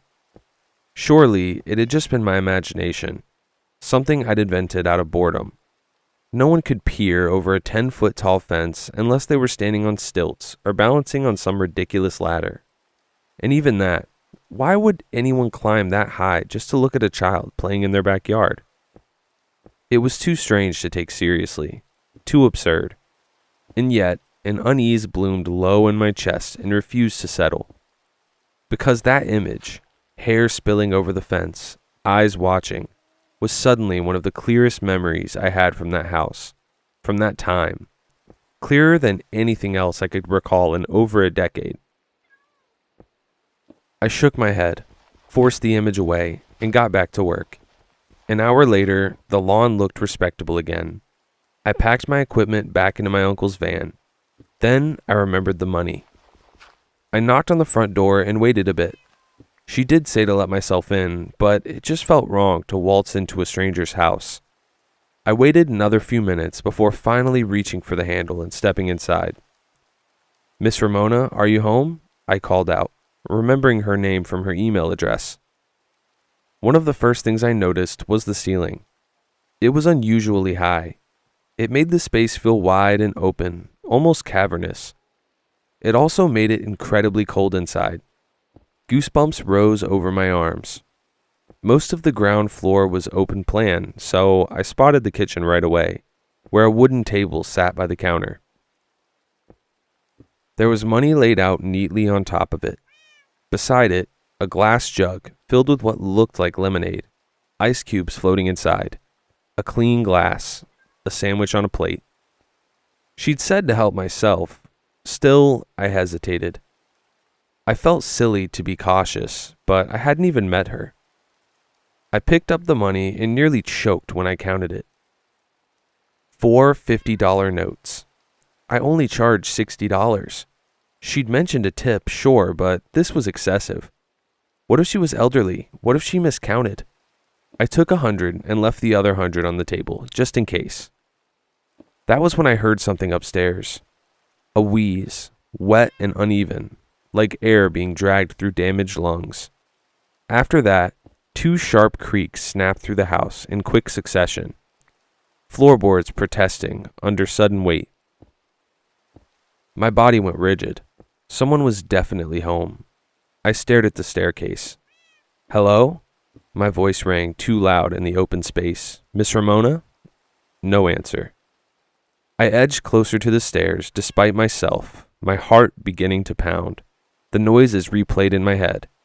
What had made them? Had she fallen? Was she hurt? If she was elderly, I told myself, I should check. That was the decent thing to do. But another part of me was screaming to leave. The feeling was sudden and absolute, like stepping into a place you were never meant to enter, like bait. After a moment, I turned back to the table. I picked up the sandwich so I wouldn't seem rude, my hands clumsy and shaking, and then I got out. When I drove home, I sat in the van for a long time with the engine off. The sandwich rested on the passenger seat. Eventually, I opened the bread. Inside was butter and raw red meat. I swallowed, then noticed something else threaded through it. I pinched it between my fingers and pulled.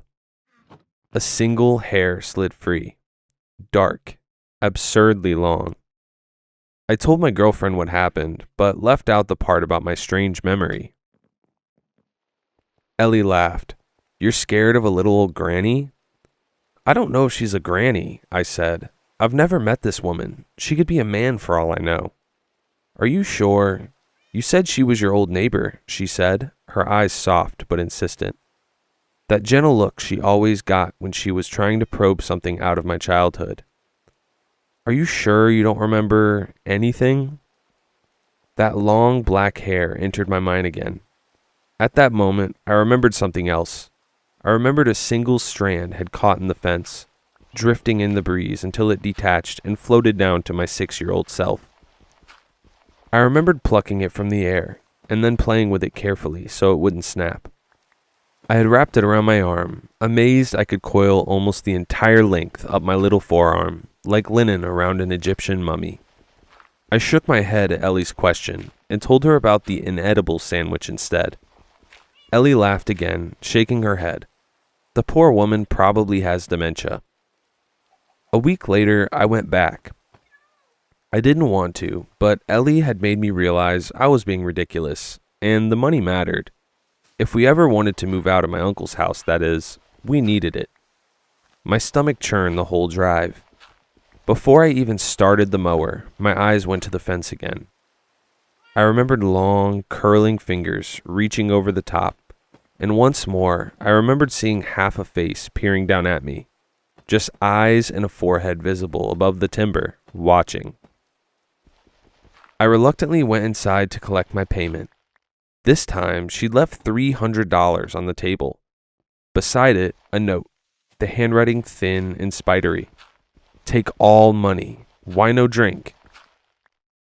My gaze drifted to the jug of lemonade. I filled a glass, intending to pour half of it down the sink to make it look like I'd had some. Instead, for some reason I couldn't explain, I took a small sip. It was cold, sweet, very good. After that, the memories returned, stronger than ever. I had a dream that night, a dream about food being thrown over an enormous fence. Sometimes it was a roast chicken, still warm inside a plastic bag, juices sloshing against the sides.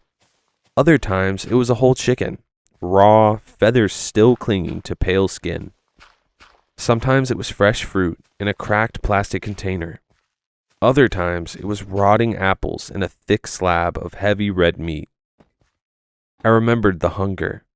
I remembered setting up a blanket over the bushes beside the fence, a small hidden nest where I could crouch and store what I was given. I remembered eating like an animal, devouring whatever was edible before anyone could find me. I remembered my scalp itching constantly, lice, multiplying, biting, crawling, with no one bothering to stop them. A whole kingdom of parasites living freely in my hair. Then I remembered the hand.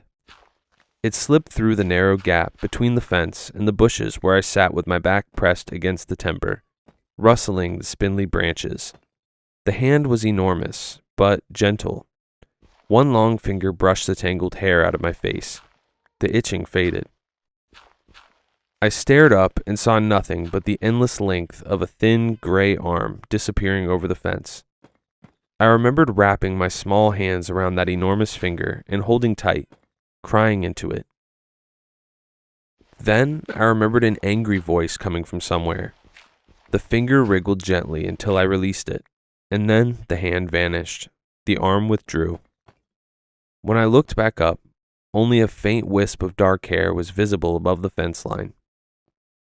Someone tore the blanket away from my hiding place. They yelled, screamed in disgust. I was sitting on a hoard of food. A lot of it was rotting. There were flies. There were maggots.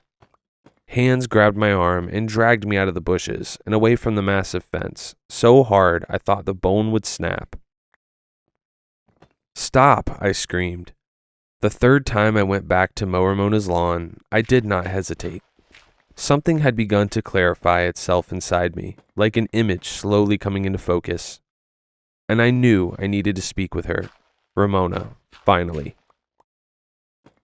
I didn't know if the memories were wholly real, but pieces were fitting together now, clicking into place with a quiet inevitability. I felt closer to the truth than I ever had before, and instead of making my head ache, it planted something determined inside me. Something that refused to be quiet any longer. I thought maybe my neighbor had been a sweet old granny who babysat me sometimes.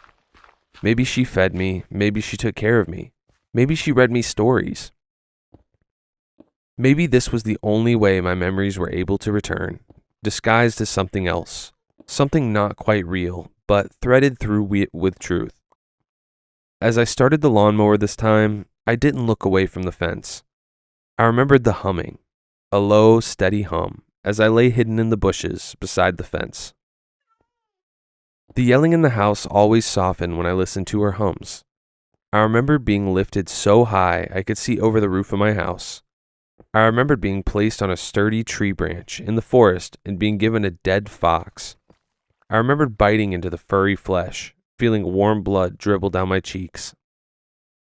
I remembered sitting in a cocoon of warmth, high above the ground, watching the stars blink into existence.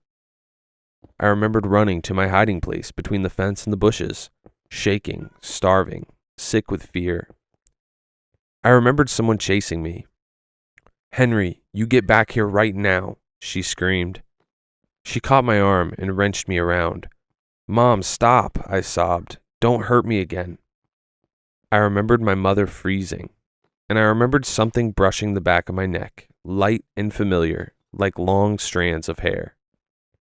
My mother gasped, staring at something above us, terror carved into her face. I looked up, then the fingers came. They wrapped around my mother's body and lifted her up, way up. She was screaming as she went, so I called out, "It's okay, Mom. She's just taking you to see the stars." There was a deafening crunch, and her screaming stopped. I saw something fly across the sky like a meteor, disappearing into the forest. Hands closed around me. They were so warm when they lifted me, gentle, careful, cocooning me as I shook and clung to the heat. I rose high enough to see over the roof of my house, just like all those other times. I finally remembered seeing her face. The image was clear now, unblurred, impossible to look away from. She was pale and gaunt, her lips stretched too wide across her skull, but her eyes, they were dark, but they were warm. "Did Mom like seeing the stars?" I asked her. She hummed. My hands shook. I didn't turn the lawnmower off. I walked toward her house on numb legs, the sound of the engine fading into something distant, barely there. The front door was open, as it always was. I climbed the staircase slowly. A low groan echoed from above, stretching and deepening as I went. The upper floor was completely open plan, wide and sloping like an expansive attic. And laid out across it was a very tall woman. Her skin was a shade close to gray. Her face had weathered features of someone much older than me. Her limbs were long and spindly. She lay on her side on a soft floor mat that covered nearly every inch of the space. Her body folded carefully, purposefully, as if she had made herself smaller for me. Her eyes found mine the moment I stepped inside. I dropped to my knees and sobbed before I could stop myself. Terror and grief and everything I had buried for so long rushed through me all at once, crushing and merciless. Fingers reached out, impossibly large, wrapping around me and drawing me gently towards her. I was pulled into warmth, deep and steady, and my shivering slowly began to ease. "You killed her," I sobbed. "You killed her, didn't you?" She hummed softly. "Why? Why did you do that?" I said, the words breaking apart as they left me. She brushed back my hair. My cries thinned into small, broken whimpers. "Why didn't she care about me?" I whispered. "Why did she let me starve? Why did she hurt me? I was just a little kid." Her warmth held. Her breathing stayed slow and even. I fell asleep. When I woke up, I was in bed. Across from me, seated in an armchair, was a little old lady. Her eyes were distant, as if part of her had wandered somewhere far away and hadn't found its way back. Still, they stayed on me, steady and patient. We were still upstairs. The massive mat lay stretched across the floor, unchanged. The bed had been tucked into a small corner of the room, like it had been put there for me. "Who are you?" I asked. "What was that thing?" She didn't answer. Instead, her gaze drifted to something beside me. I followed it and saw a folded note resting on the mattress. I picked it up with shaking hands. I cursed with sighs and hunger. "But I protect, sweet little boy, cold and hungry. I carry you to the stars, where she not reach. Lost myself when I took her, but she not hurt you anymore. Forgive me, please." When I drove home, I finally asked my uncle to tell me the truth. I'd always known something horrible happened to my mother, but there were details surrounding the event that deep down I think I never wanted to learn. But I felt stronger now. I was ready. He showed me the pictures first. They were of me as a little boy. My hair was long and scraggly. I wore dirty clothes that were torn at the seams. My body was mapped with bruises and cuts and burn marks. There wasn't much to know in the end, except the fact that my mother was a monster. And when she was found in the woods one day, half eaten, a case that would quickly be declared as an animal attack. People called it karma after they learned what she did to me. I continued to visit Ramona. I brushed her hair and cared for her when she was a little old granny. I laid down and listened to her hums when she was something else. I wrote all this down because, unlike my mother, Ramona deserves to be remembered. I could never tell anyone about her. They would have hurt her or killed her. But I needed someone to know. Ramona may have been a beast, but it wasn't her fault. Even when she lost control, it all came down to an instinct to protect. When she was dying, I fell asleep holding her large hand. And when I woke up, there was nothing. She was gone. Even though she doesn't live there anymore, even though the house is no longer occupied, I still go back to mow her lawn. And sometimes, when the lawn is done, I linger until the night swallows the sky. When I focus on the constellations, it almost feels like I'm rising, slowly, above the roof of the house. This one had a really cool format because it keeps getting worse as the narrator's memories return. But the truth of this one completely changes who the real monster was. Ramona may have looked terrifying, but she was the only thing protecting him from something much, much worse. If you guys like videos like this, don't forget to drop a like and subscribe, and go check out Droven, my other channel. So it's just this channel without the two. And I upload every other day on there too. So yeah, thanks for watching. I'll see you in the next one. Peace.